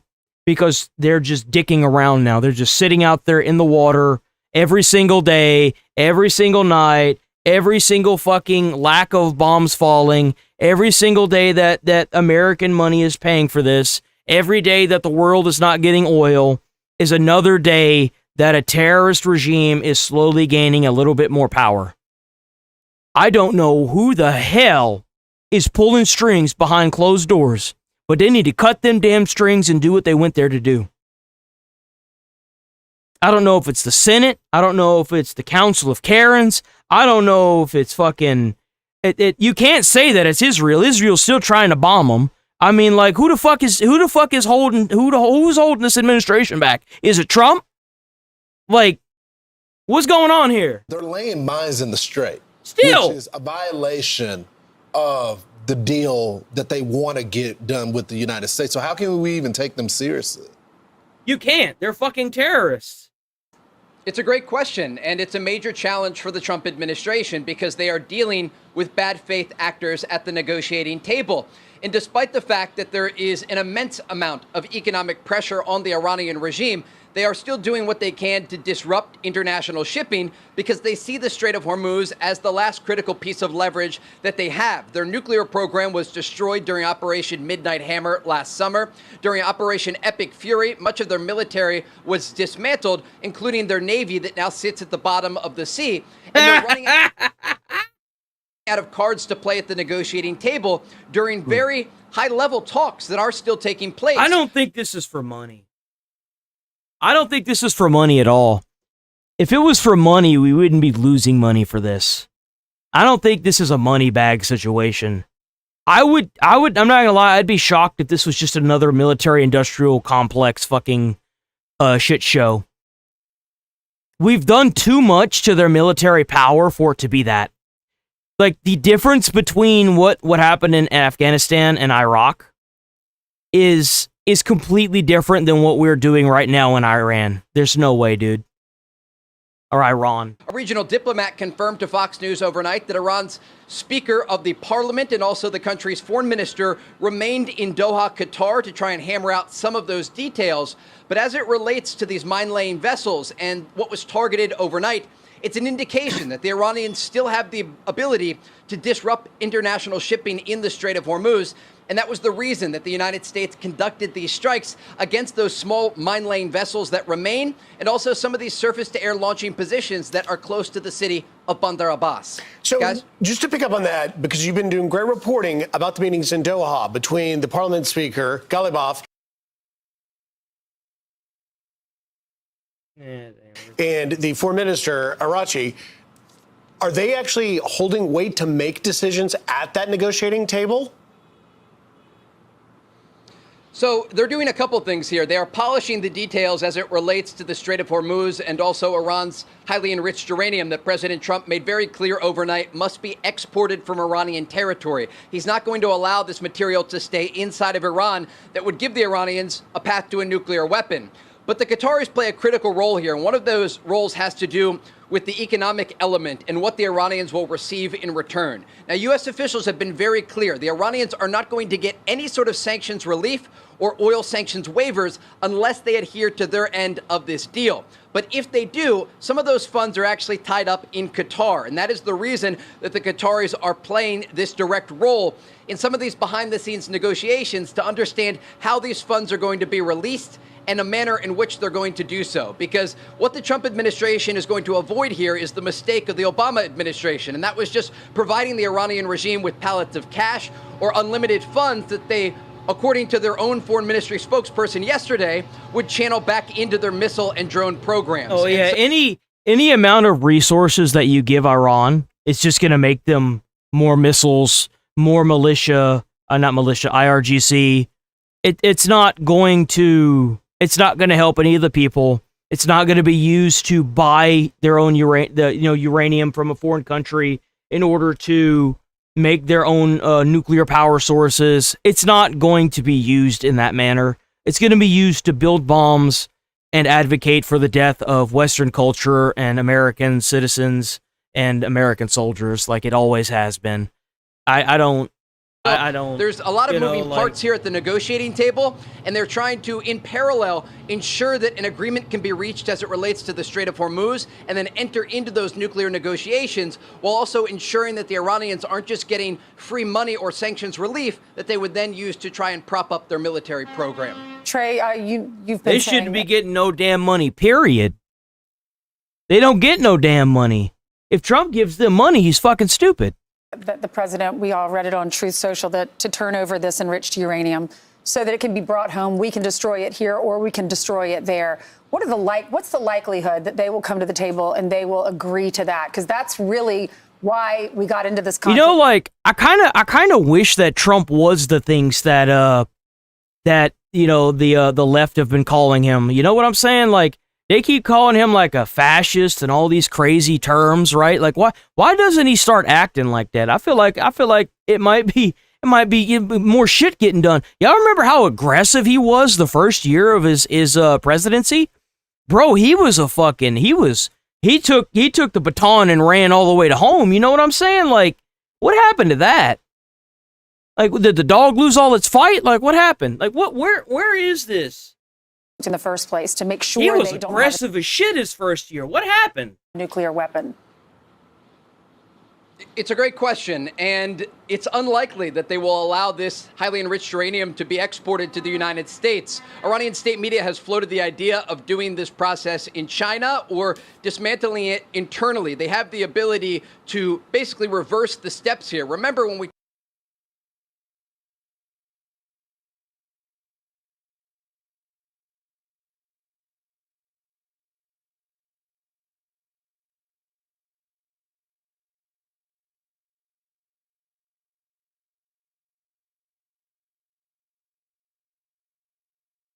That's why fuck, dude. We already had a deal with Iran and he stopped it. You do realize what the terms of that deal was, right? The term was that Iran couldn't have enriched uranium above a certain percentage. And the AIEA determined that that percentage was well over. So they violated the ceasefire, not the ceasefire, but the peace agreement that we had. Not to mention the amount of proxy terrorism that has killed Americans and American citizens and soldiers over the past, 50 years. You understand that, right? You understand that the peace treaty that we had with them, they violated, so we blew their shit up?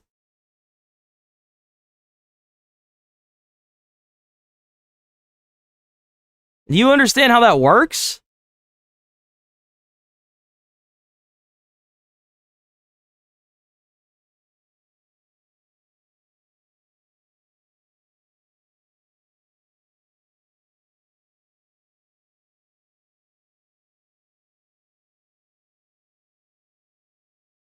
I see. talk about how uranium is ultimately enriched. It starts with that uranium ore that is mined from the ground. Kind of common, isn't it? A chemical reaction turned into yellow cake and then into hexafluoride gas. And they spin that gas very rapidly in these advanced centrifuges. And the heavier particles go to the outside and the lighter ones stay in the middle. And so they repeat this process over and over. And ultimately, the Trump administration wants to ensure they cannot do this in the future. Great job, as always, Trey. Thank you. Thanks, Trey. Be sure to like and subscribe for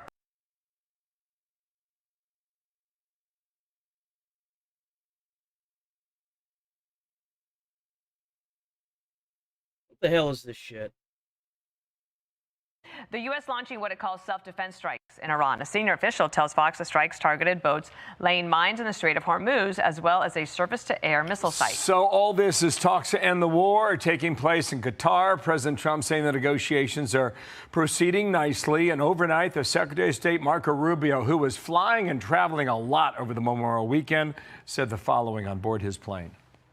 I think there's strong alignment and agreement on what a preliminary draft should look like. But this is, it's either going to be a good deal or there isn't going to be. Yeah, Marco looking kind of tired, huh? So now, Alex Hoff reports from the White House. Senator Dave McCormick is on deck with reaction.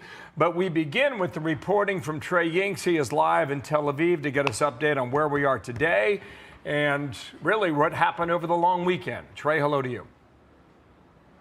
Yeah, hey, Bill, good morning. Overnight, the United States conducted airstrikes against southern Iran near the Strait of Hormuz and the city of Bandar Abbas. According to U.S. Central Command, these strikes were defensive in nature and went after the mine-laying vessels around this area, along with the surface-to-air missile position. These were the first U.S. strikes that have targeted Iran since early May. The strikes do come amid the backdrop of an ongoing diplomatic effort to reach an agreement between Iran and the United States. Overnight, President Trump laid out a serious condition. It's funny that Trump's being fucked around with, considering he's supposed to be the big bad businessman. You realize that Trump is looking more and more like an idiot. The more that he's like, yeah, we're trying to get a deal with them. And they're out there actively still laying mines. When one of the agreement parts of the deal is that they open the Strait of Hormuz, yet they're out there still laying sea mines. I think that's fucking hilarious. He's literally getting fucked around. They're just jacking with him at this point, and he's just not doing anything about it. Saying on Truth Social, the enriched uranium nuclear dust will either be immediately turned over to the United States to be brought home and destroyed, or preferably in conjunction and coordination with the Islamic Republic of Iran, destroyed in place or at another acceptable location with the atomic... Yeah, but that's the thing.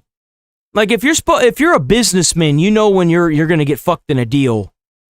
If everybody that is around this, that has dealt with these terroristic people, is all saying the same thing, and you are actively trying to make a deal with them, and they intentionally go out of their way to continue doing what they're doing, which is against what the deal would be, like, that should be a big red indicator that this just isn't going to work. Even as a businessman, you can see the fine line and be like, yeah, well, obviously this isn't going to work. We make a deal with them, they're just going to keep doing what they're doing, like, because they're already doing it. Even though we're in a ceasefire, they're still trying to lay mines. It's ridiculous. Energy Commission or its equivalent being witness to this process and event. Thank you for your attention to this matter.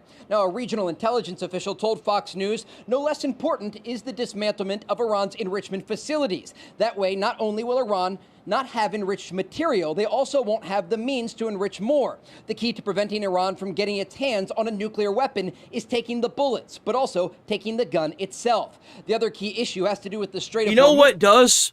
You know what's even better than taking the gun? Taking out the person that's firing the gun. Taking the bullets, but also taking the gun itself. The other key issue has to do with the Strait of Hormuz. Secretary of State Marco Rubio reiterated the Trump administration position on this critical waterway during a gaggle today. The straits have to be open. They're going to be open one way or the other. So they need to be open. What's happening there is unlawful. It's illegal. It's unsustainable for the world. It's unacceptable. That cannot happen. The straits need to be open. Work that's being introduced in all of this. On Saturday, the president had a conference call with 8 Arab nation leaders. Shit, look at all that, man. Ah, damn. He followed up with a Truth Social post writing this. I stated that after all the work done by the United States to try to pull this very complex puzzle together, it should be mandatory that all of these countries, at a minimum, simultaneously sign on to the Abraham Accords. Now, the UAE and Bahrain, they were a part of that call. They're already members of the U.S.-backed effort to normalize relations with Israel. And the president acknowledges that 1 or 2 of the nations may have reasons for not being able to do so, but that most others should be ready and willing. Senator Lindsey Graham called the proposal requiring the agreement be expanded simply brilliant and, quote, would result in the most significant change in the Middle East in thousands of years. But at the same time, the emerging deal is drawing some criticism from several other Republicans. Senator Ted Cruz says he is deeply concerned. Axios reporting that the draft proposal also includes a 60-day ceasefire. For that, Armed Services Chairman Senator Roger Wicker posting the rumored 60-day. I don't want to see no fucking 60-day ceasefire, bro. Hell no. A ceasefire with the belief that Iran will ever engage in good faith would be a disaster. Everybody's saying the same thing, Trump. What are you doing? Accomplished by Operation Epicurus. Holy shit, man. And right now, President Trump is actually at Walter Reed Medical Center. The White House says he is due for his annual medical and dental evaluation. So that's where he is now. He's going to be arriving back. Frankly, it wasn't easy, I imagine, on the inner circle. Well, I think the president's been very clear, and I've supported these objectives from day one, where Iran cannot have negotiation or any process that and put additional pressure with military force, but they can't have a path to a nuclear weapon, period. One of the radicals that you And of course, he's done the opposite. Prices are going up, or status quo. Have an agreement. Let us continue on our own path. The politicians should make decisions in their think tanks and not pay any attention to America. gas prices and wondering when or if this is going to end in a good way. Well,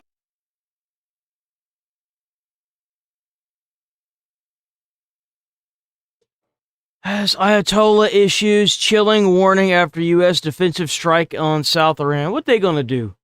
I'm gonna use the bathroom real quick. We'll keep going. Give me a second.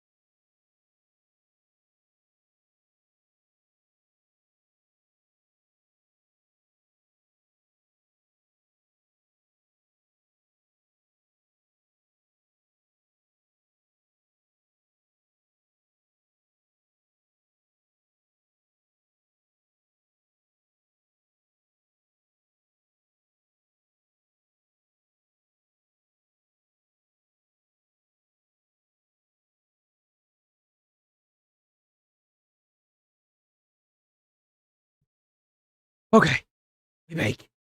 Let's keep going. Ayatollah Khamenei issuing a statement saying U.S. military bases in the Middle East are no longer safe. This comes hours after the U.S. conducted strikes on the Islamic Republic, with U.S. Central Command giving an update. Spokesman Timothy Hawkins saying, quote, U.S. forces conducted self-defense strikes in southern Iran today to protect our troops from threats posed by Iranian forces. Targets included missile launch sites and Iranian boats attempting to emplace mines.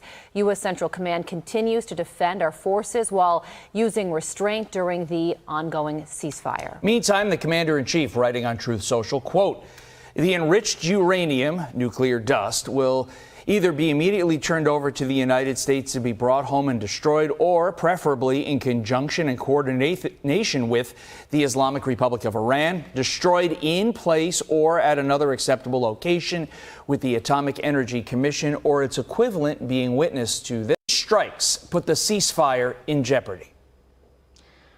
Hey, Todd, good to be with you guys. I don't think they do. I don't think there was ever going to be... Dude, why does this guy look like fucking...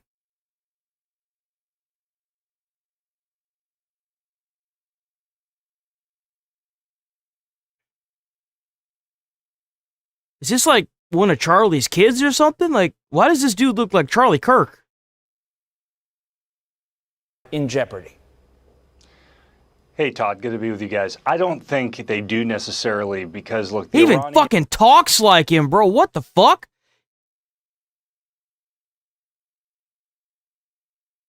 I'm not crazy, am I?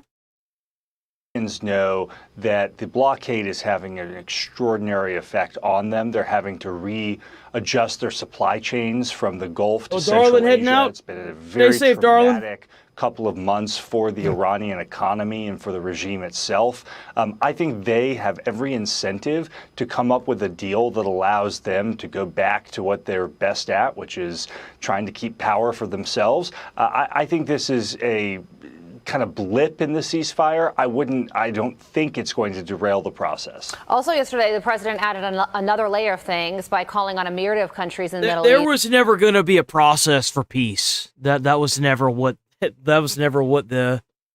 Iran wanted anyway. So like, to join the Abraham Accords. Writing on Truth Social, I stated that after all the work done by the U.S. to try and pull this very complex puzzle together, it should be mandatory that all of these countries, at a minimum, simultaneously sign on to the Abraham Accords. It may be possible that one or two have a reason for not doing so, and that will be accepted. But most should be ready, willing, and able to make this settlement with Iran a far more historic event than it would otherwise be. The countries listed included Saudi Arabia, Qatar, Egypt, Pakistan, Turkey, Jordan.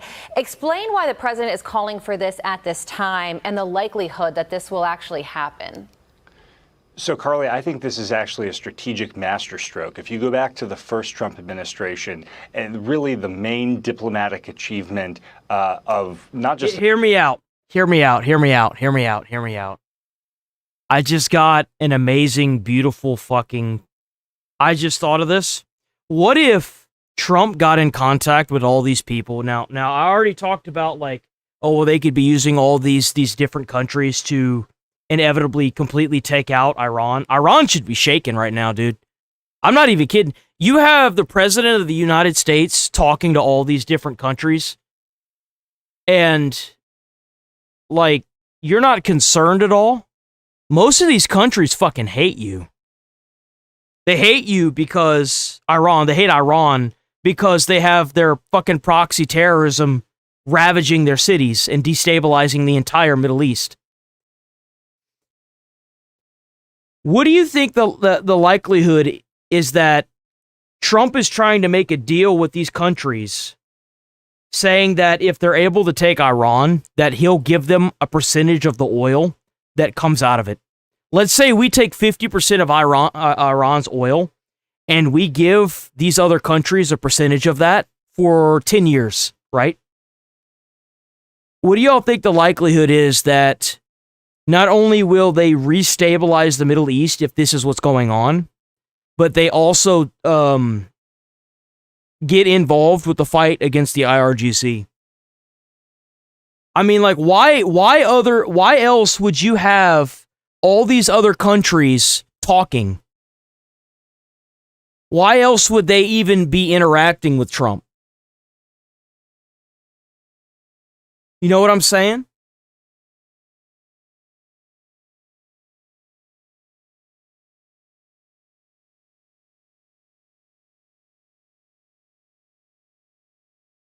The Trump administration, but really of the last 50 years, was getting the Abraham Accords done. And what was it that stopped us? It was Joe Biden's inability to make any progress during his administration. Well, now the president has this extraordinary leverage to expand those accords. And the leverage is that the Gulf states have suffered economically from Iran's missile strikes, Iran's aggression. They want to see some sort of accord. They want to see a diplomatic solution. Yeah. What's a better way to get a diplomatic solution than to have the Gulf? Than to have eight different countries get involved with taking out the issue.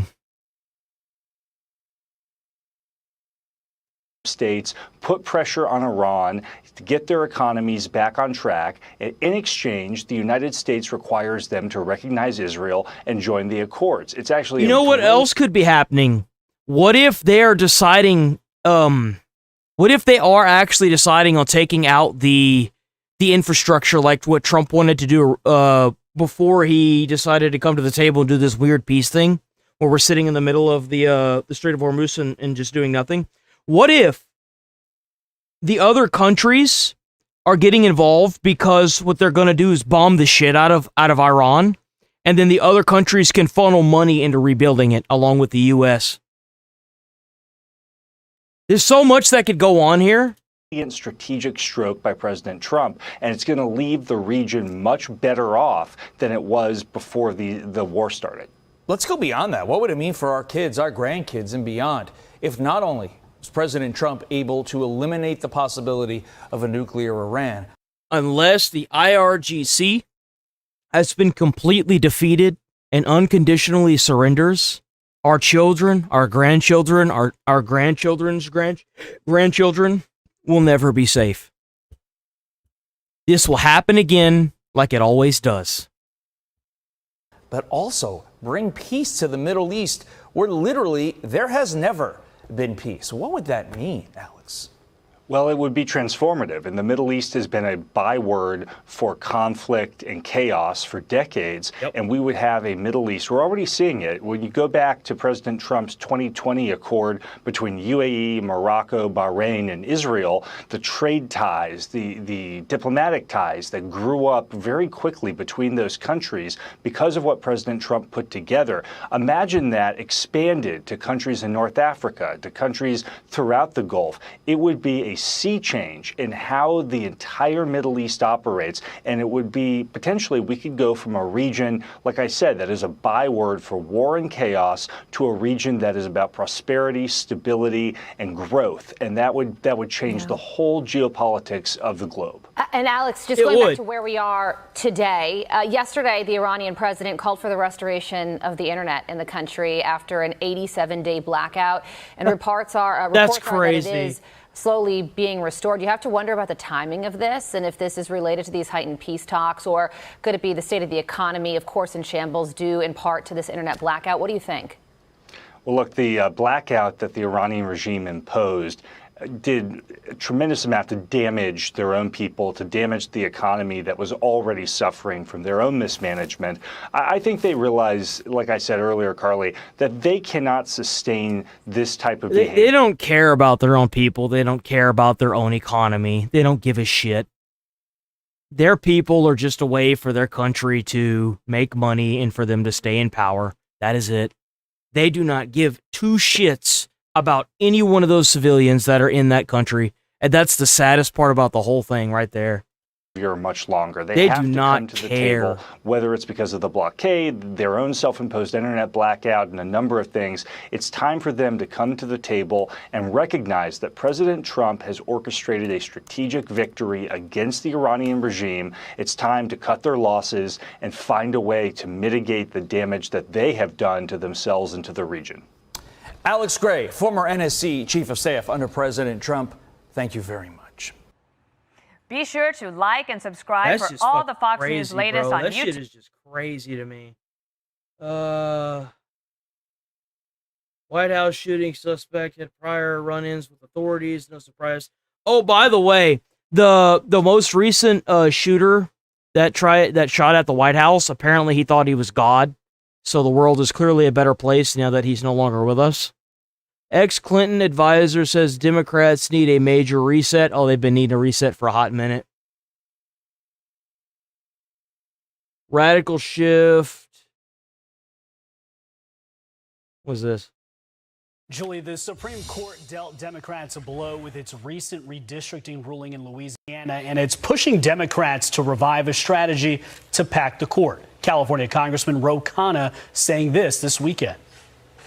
We are not speaking up loudly enough, strongly enough against a court that is really rolling back civil rights. I do believe if you combine term limits on the court and the expansion of the court, Now they want term limits. That's interesting, isn't it? Wow. That sure is something, ain't it? President gets 2 appointees, you would depoliticize this, you would stand up for the Voting Rights Act, and you would stand up for basic American democracy. The Democratic Party needs to run against this court and call this court out. I mean, I guess. Sorry, you can't have your black districting. It's this thing that we got rid of like over 120 years ago called segregation. We don't have that anymore. You have to, do this thing called winning fairly, whether you like it or not. Heard this before. Joe Concha, a Fox News contributor. Joe, thank you so much for being here with us. Let's actually play this montage, because it's not just Ro Khanna who's saying this about expanding the court. Watch. We talk about what we need to do and think about doing around the Electoral College. Cucker Tarleton in the chat. Yo, Cucker Tarleton includes expanding the Supreme Court. We're going to reform the Supreme Court. Are you looking to? Yeah, because that totally works. It's just like the LGB community, guys. You just keep expanding it until it reaches the full sum of the alphabet. Expanded, or we need dramatic electoral reform. We need dramatic campaign finance reform. We need dramatic judicial reform. We have seen this before, where some people in black robes try to deny or take away our rights. Joe, Ro Khanna says expanding the Supreme Court depoliticizes it. Does it depoliticize it to add 4 seats?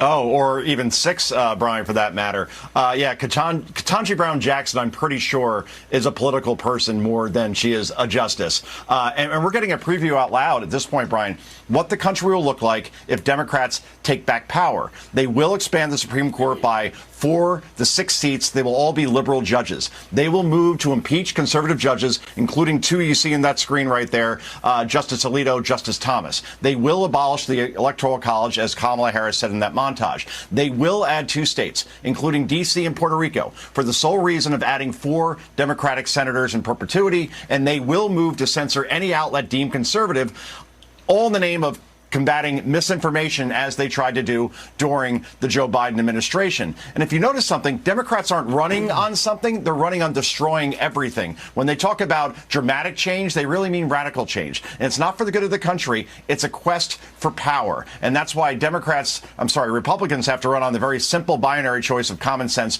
versus chaos. Tax cuts versus tax increases, border security versus open borders, energy independence versus dependence. And how could you advocate for mass immigration as a good thing for the current occupants of the country? I don't understand. Like, how do you got to be on some next level brainwashing, or you must be getting paid to go out there and vote for a Democrat as an American. Like, you have to be cooked, man. You have to be cooked in the head. The Supreme Court staying the way it has been for many, many decades, instead of expanding it, all in the name of getting the outcome that you want. It's really that simple.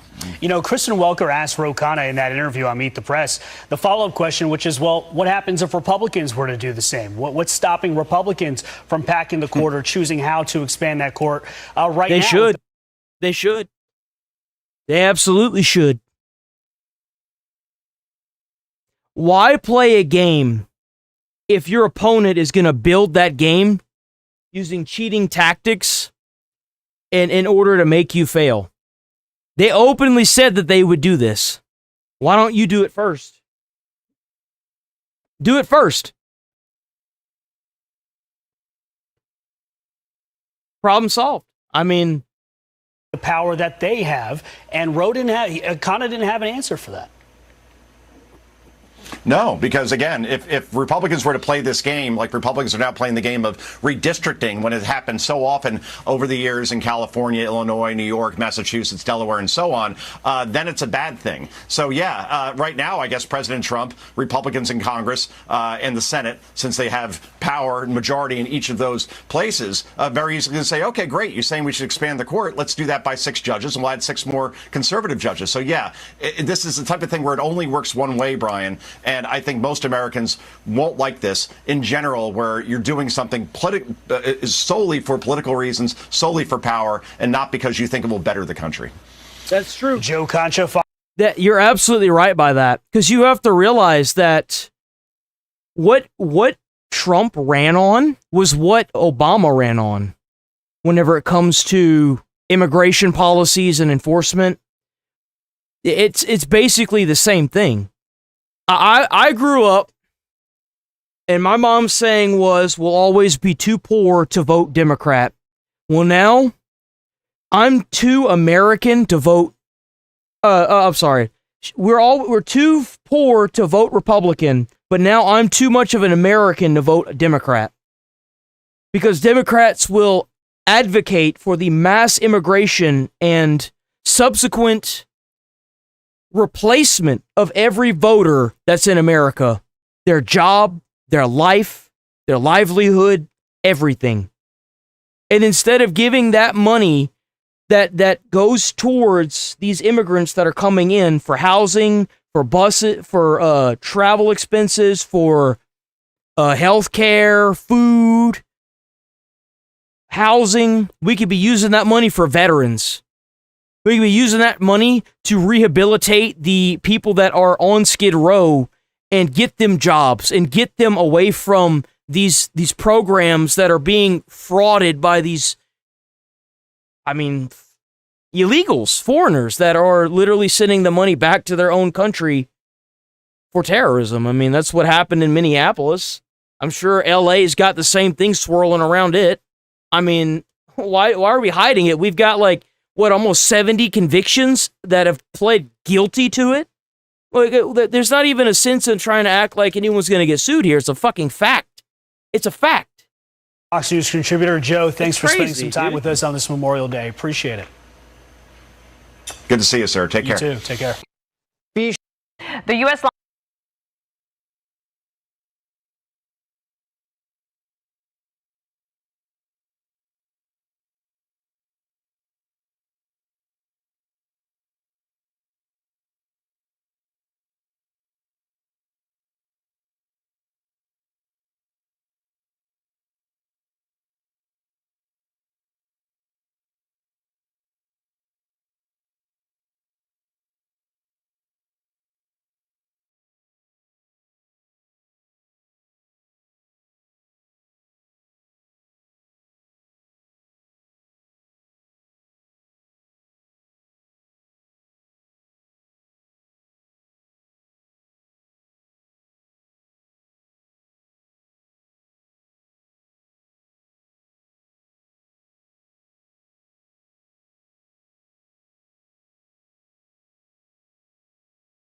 Let's bring in former Assistant Secretary of State for George W. Bush and former Naval Intel Officer Robert Charles. Robert, thank you so much for joining us.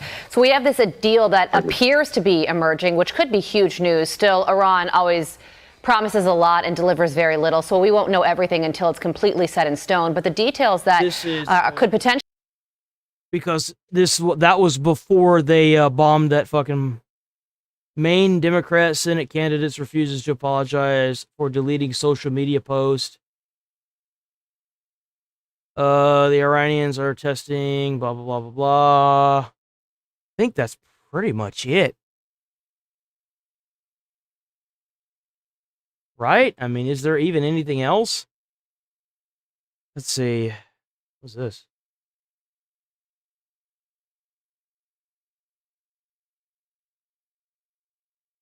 The hell is this?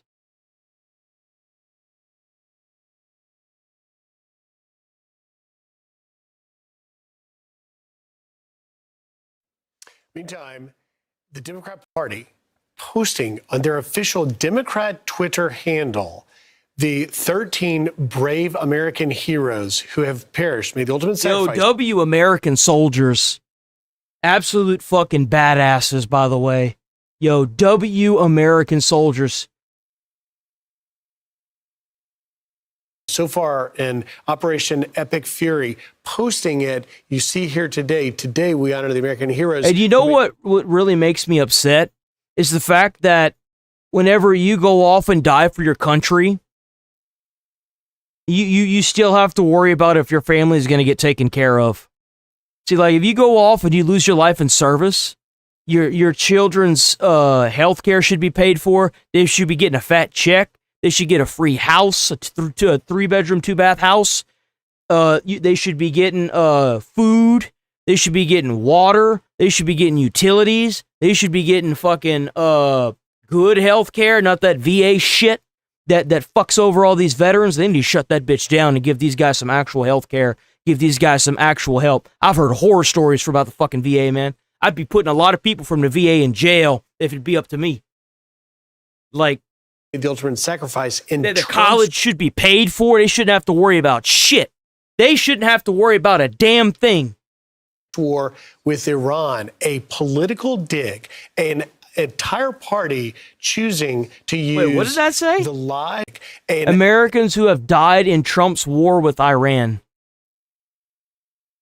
Today, we honor the American heroes who made the ultimate sacrifice in Trump's war with Iran. You see, that's why you got to make sure that you completely crush these people. You've got to go through and make it absolutely miserable for them to get back into power. Entire party choosing to use the lives of American heroes for cheap political points. Yes. It was uncalled for on Memorial Day, especially. And Tammy Duckworth, who's a Democrat from Illinois, called them out on it and said it is incredibly distasteful to use our heroic dead for a political attack on Memorial Day. I'm a Democrat and I condemn this post by the DNC. You know, she served in the Army from 1992 to 2014. She lost both of her legs and injured her right arm fighting for our country, and she thought it was distasteful. Also, one other Democrat called them out too, Democratic Representative Congressman Jason Crow, who served as an Army Ranger, did 3 tours of duty in Iraq and Afghanistan, and said this is the wrong day to politicize. Well, it was a disgusting post. We didn't do that on Memorial Day when we lost 13 Americans in Afghanistan because the president at the time, Joe Biden, didn't do what he was supposed to do because it wasn't the time or the place to do something like you can criticize the actions, but to use this day that is solemn and you're supposed to remember the life and legacy of these troops, these heroes, this is just not the time and place to do politics like this. So I appreciate those Democrats calling it out. But again, that is a rot within their party. Those staffers that are probably kids that don't understand this shouldn't be working for the Democratic Party anymore. And just think of the pain that the families and friends of those 13 service members just recently lost their lives fighting for the freedom of our country, to see their names not being held up on Memorial Day and remembered and honored for the heroes they were, but being used for political scoring political points. The contrast, though, if you guys... That's why it comes full circle back to the whole Epstein files. They never gave a shit about the victims.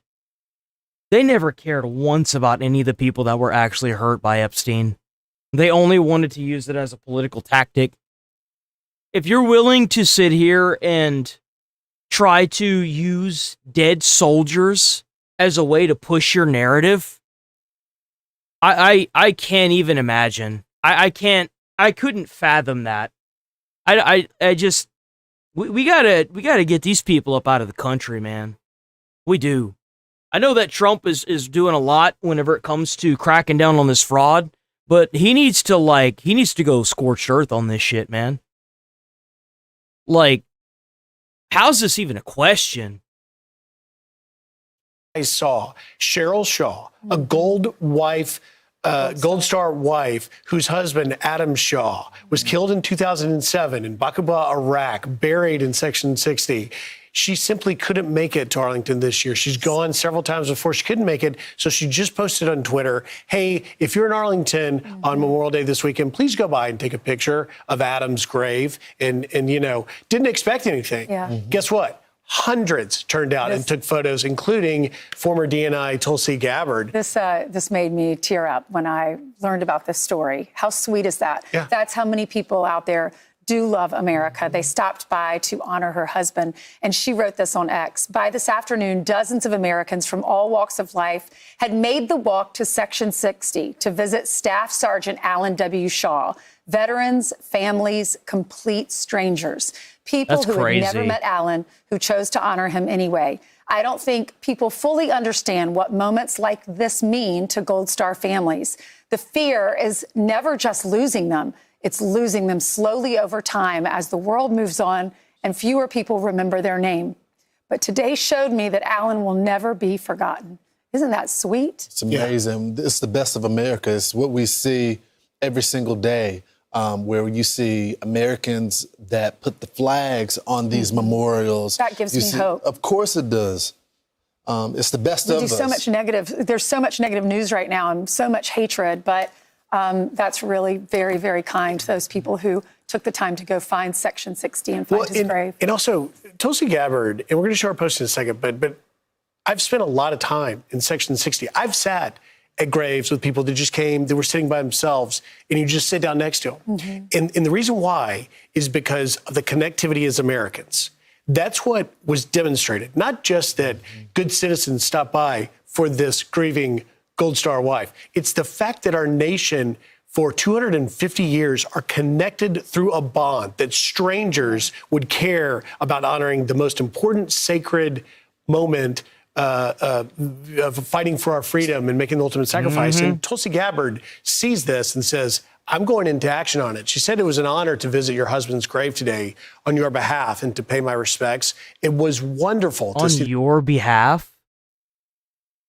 The beautiful flowers representing many others who did the same. Our nation owes a debt of gratitude to those who made the ultimate sacrifice and to the loved ones they left behind. Thank you for your service and sacrifice. In the picture, what she's doing there, you can't see it because it's from a little back, but she's setting her challenge coin, her DNI challenge coin, and she left it there on this. I think you're so right, though. There's so much negativity The hell is that? In the country.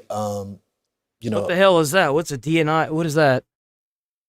There's so many challenge coin in back, but she's sacrifice. And to the loved ones they left behind, thank you for your service and sacrifice. In the picture, what she's doing there, you can't see it because it's from a little back, but she's setting her challenge coin, her DNI challenge coin. DNI challenge coin? What the fuck is that? What is that? What is the DNI challenge coin? A custom medallion presented by...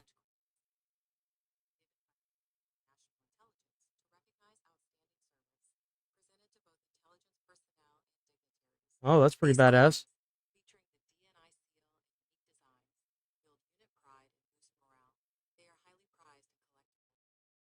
Oh, so she... Okay.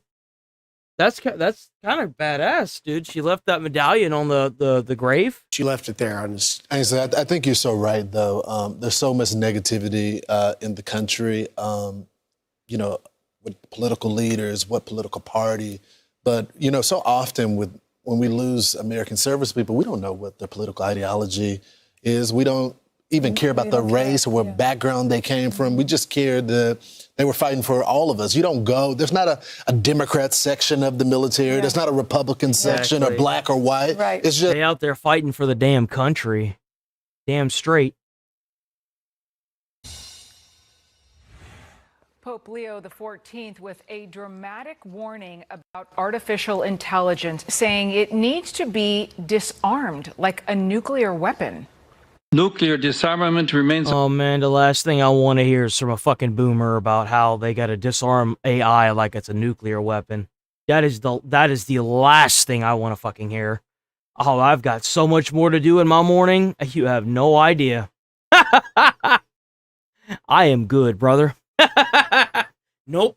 If you're new here, sub to the channel, hit like on the stream. I'm here every single day, 8 a.m. to 11:30 a.m. Make sure y'all are going out there, hyping up the videos, liking the videos, leaving comments, liking the comments, responding to comments, doing all that good shit. It helps out the channel, gets more views, pushes that engagement up, so that way the channel, the videos themselves individually get more views, and the shorts as well. It all helps out. So W chat. We're here every day, 8 a.m. to 11:30 a.m. Central Time. We're going to be moving on from politics. We're going to watch ourselves some body cam.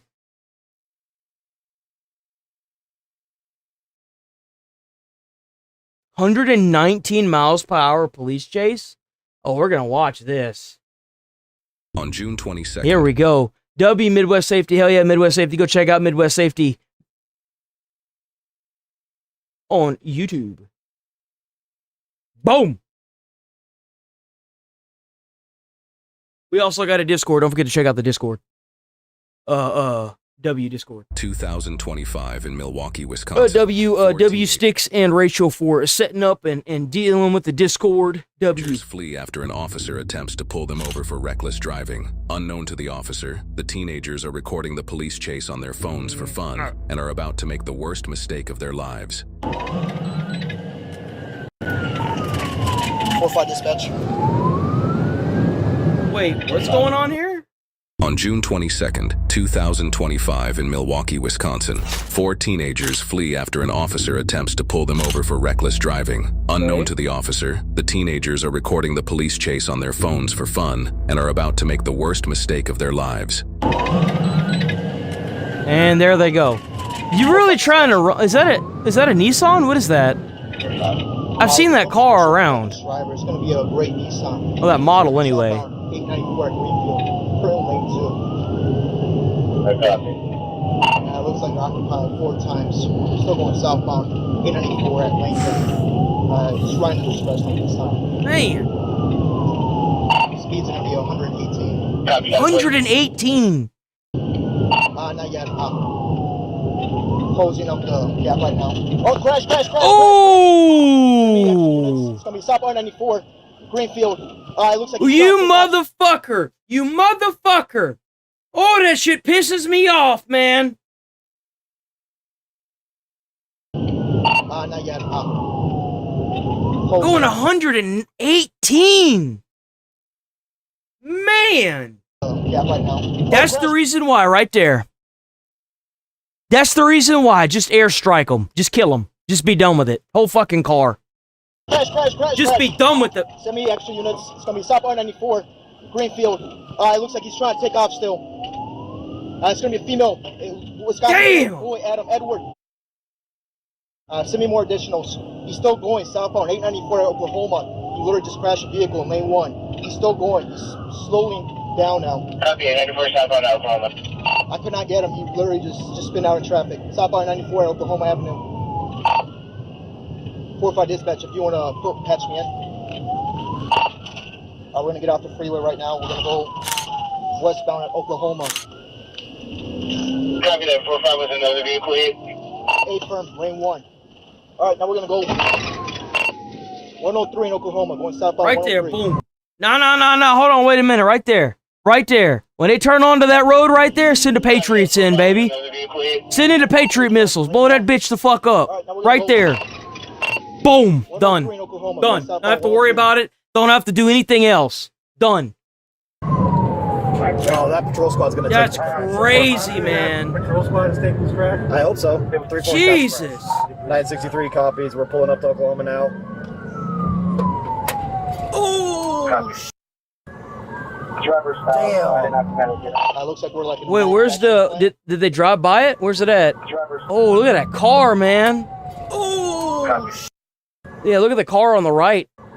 Jesus, that thing is in pieces. Looks like we're like in a manufacturing plant. Still going southbound. We're gonna be 103 in Ohio, southbound. Milwaukee County Sheriff's in pursuit of a gray Nissan, wanted for reckless vehicle, southbound Oklahoma from Ohio. Looks like he's cornered right now. This could be a black male. Looks like Afro. Plays gonna be out of Wisconsin. Boy, Adam Edward. I got a partial plate. It looks like we're looking around at 101 and Ohio. All right, now we're going eastbound on 101 in Ohio, going up back to Oklahoma right now. All right, he's slowing down. Oh. Show me your hands. Hands up now. What an absolute dipshit. Keep your hands up. Do not move, you understand? Okay. Oh, we can't watch that.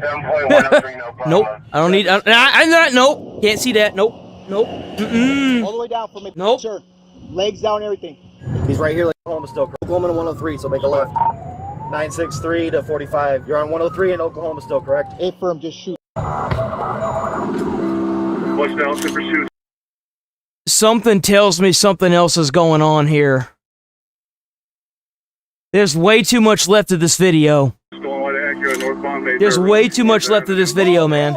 Get the hell out of the way, man! Fuck out of here! These are 90 like traffic. God damn! 103, 103. This is 99. Turn around. He went the wrong way. You dumbass. Closest you're listening, coming up to Center Street here. Yep, right here, right here. Ah! He said turn south when we get to 103. Still wrong lane of traffic. You get bogged down. Right here, we turn. Correct. Yep. There's no traffic on his side now. He's still wrong lane on the right lane. 963 is 23. Go past him, go past him. Everybody sit your hands right there. Put me in or out. Copy.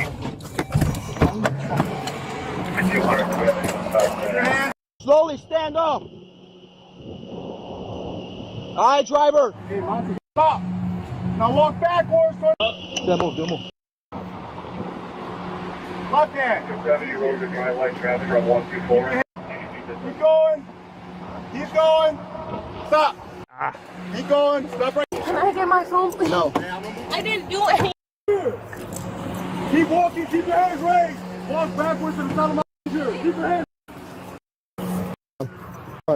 Tell you that I literally was telling him, like, I was on my phone. I didn't even know what was happening until we hit the car. I was on my phone. I was. How the hell do you not know you're going 118 miles an hour? That is so full of shit, it's not even funny, bro. That is such bullshit. How much y'all want to make a bet those girls was in the back of that car egging them on? How much y'all want to make a bet? I would bet money on that shit. I know you were video streaming or taking a video of us too, right? Because you were the backseat passenger. Well, I was on the one of driver's the side. Yeah. But I was like taking like a video of myself though, and then I was like kind of zoned out of the conversation, and then I realized what was happening, and I kept telling him, I'm like, just stop, and he wouldn't stop. And I was texting my brother to come get me because I'm like, I don't want to be a part of this. I had nothing to do with this. Is that part on your video too? No, because like it. Oh, that's interesting. So what you're telling me is that while you had your phone up and you were saying stop, and you were recording everything, that you didn't manage to record yourself saying stop? Huh. I'm gonna be honest, I was drinking a little. I smell bullshit in the air. I'd rather find essence of it. Like, I'm not really like paying attention to really what's going on behind me. Sit tight. I bet you weren't, lady. Let me search the car real quick. The alcohol. Oh, we got alcohol. Yeah, how many phones do you need? God damn. So, from my understanding, it looks like there might be some recordings. There's not. There's not? No. I'm going to have to keep this. No evidence on there. I'm going to keep this for evidence. I'm going to do a search warrant on your phone. Unless you want to prove me wrong. I can prove you wrong. Absolutely. It says Snapchat, so that's you in the car with That's the last thing. me behind you guys. So is it okay if I could save this? That's right. Booze and bullshit. I'm taking videos of myself, like listening to the music, and that's what I'm doing. Well, there's a cop behind you guys. You guys going 120 miles per hour. I didn't notice that. My concern part right here. Dude, that's bullshit, man. That is such bullshit, it's not even funny. How do you not realize? Dude, there's no fucking way you don't realize you're going 120 miles an hour. You would feel that. You would see the police. Dude, she is lying. She is lying hardcore. She is capping left and right, man. Yeah, that's my concern too. I want to know if they're okay. I had no part in this. Okay, I'm not encouraging it. I was discouraging it. I bet 100% if they check her phone or they check the social media post, it's gonna be her egging this dude on. To pull over. The reason he pulled over is because I kept begging him to pull over. I felt scared. I am not this type Bullshit. of person. Okay? I can't control other people. Cap, man. That's cap. Okay? I have a lot to lose. So it looks like you got a lot of recordings. Okay, you got 1, 2, 3. Well, those are not from the. You sure? Because that one looks like you're really terrified, and that one looks like you're really terrified. That one, it looks like you're looking at the back. Oh man. But she didn't know that she was going. They were going 120.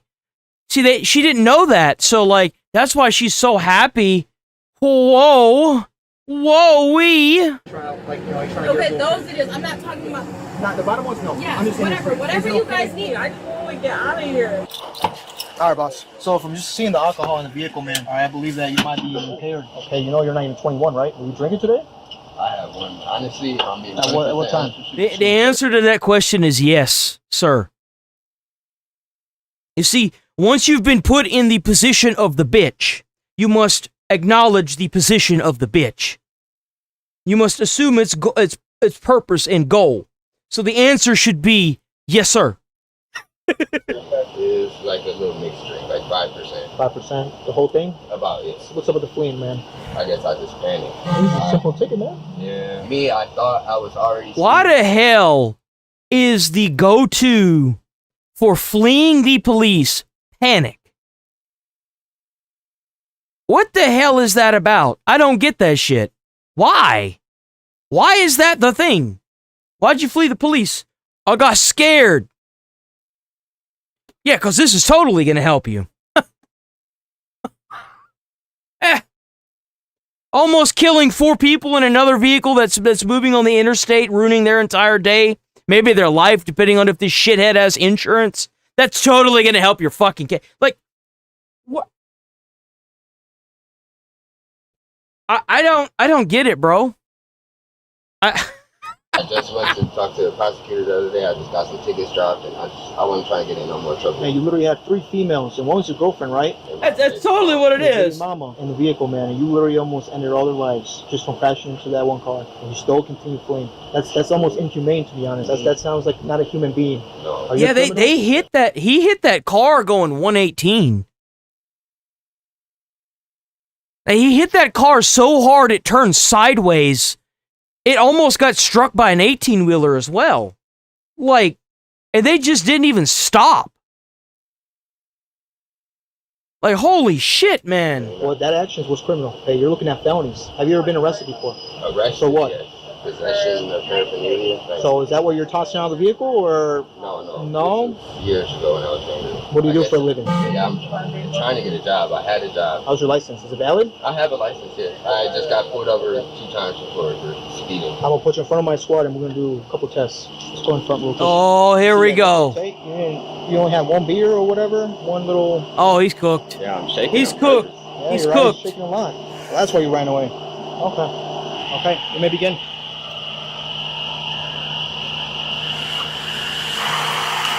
Alrighty. Okay. Are you ready? All right, deep breath. Blow, blow, blow, blow, blow, blow, blow, blow. Good.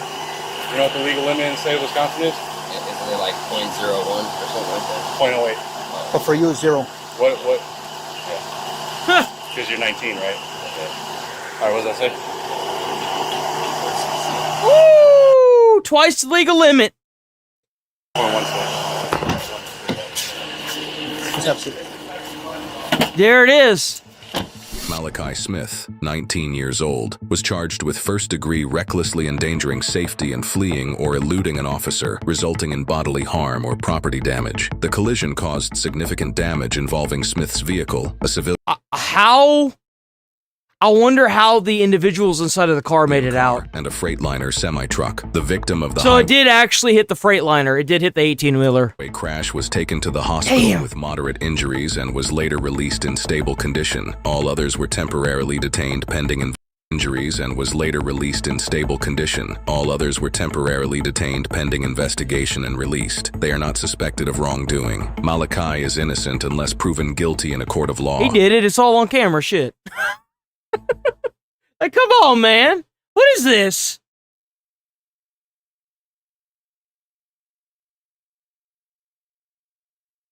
You know what? We probably go call it for the day. Oh, shit. I didn't mean to do that. And you're confident that we're getting off a whole 2 minutes early. So we'll call it for the day, guys. That is it. That is it. So, like I said, if you're new here, sub to the channel, hit like on the stream. Constant viewers, check out the Discord. We got that beautiful Discord. We got lots of people in the Discord. A lot of people cheater chattering up in the Discord. I get notifications like crazy, and I'm going. I like tune in every now and then. I see all the the chitter chatter is going on, and I'm like, hey, this place is really lively after stream.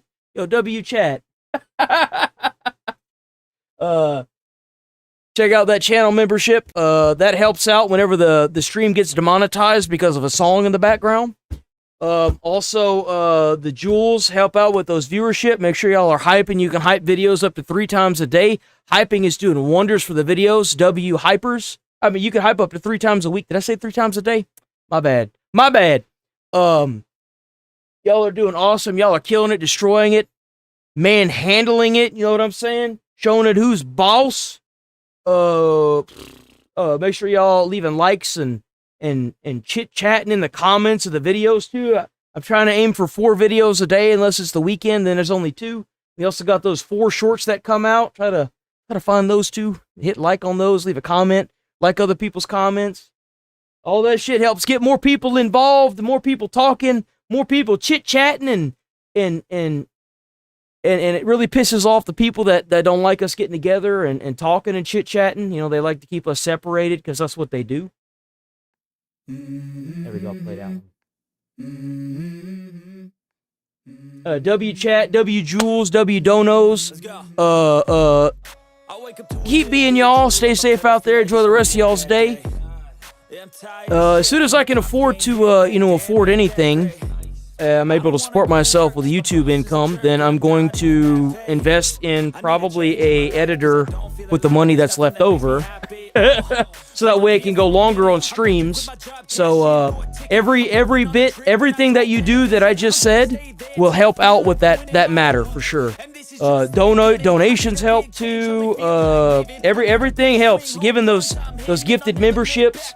Losing a lot of those memberships now because people haven't been renewing their memberships, but it's because a lot of people were generous and gifted a bunch. So W chat, y'all. I am so appreciative of everything y'all have been doing. I can't say this shit enough. And I know to me it sounds like I'm being like ungrateful, like I'm being an ungrateful shit whenever I'm like, oh, go and do all this stuff, and I'm just like, I can't like say how much I appreciate every single one of y'all. Every last one of y'all. Like, even now, everything is kind of giving me a purpose, a way to keep the wheels moving forward. So W chat. Even whenever YouTube tries to stick it to me, y'all still sticking around, sticking it out. And W chatters. You know what I'm saying? Well, we are rolling. Y'all stay safe. Stay away from crazy people. Try to put a smile on someone's face you might change their whole life. And I will see y'all tomorrow. Peace. Thank you so much, guys. W chat, W stream.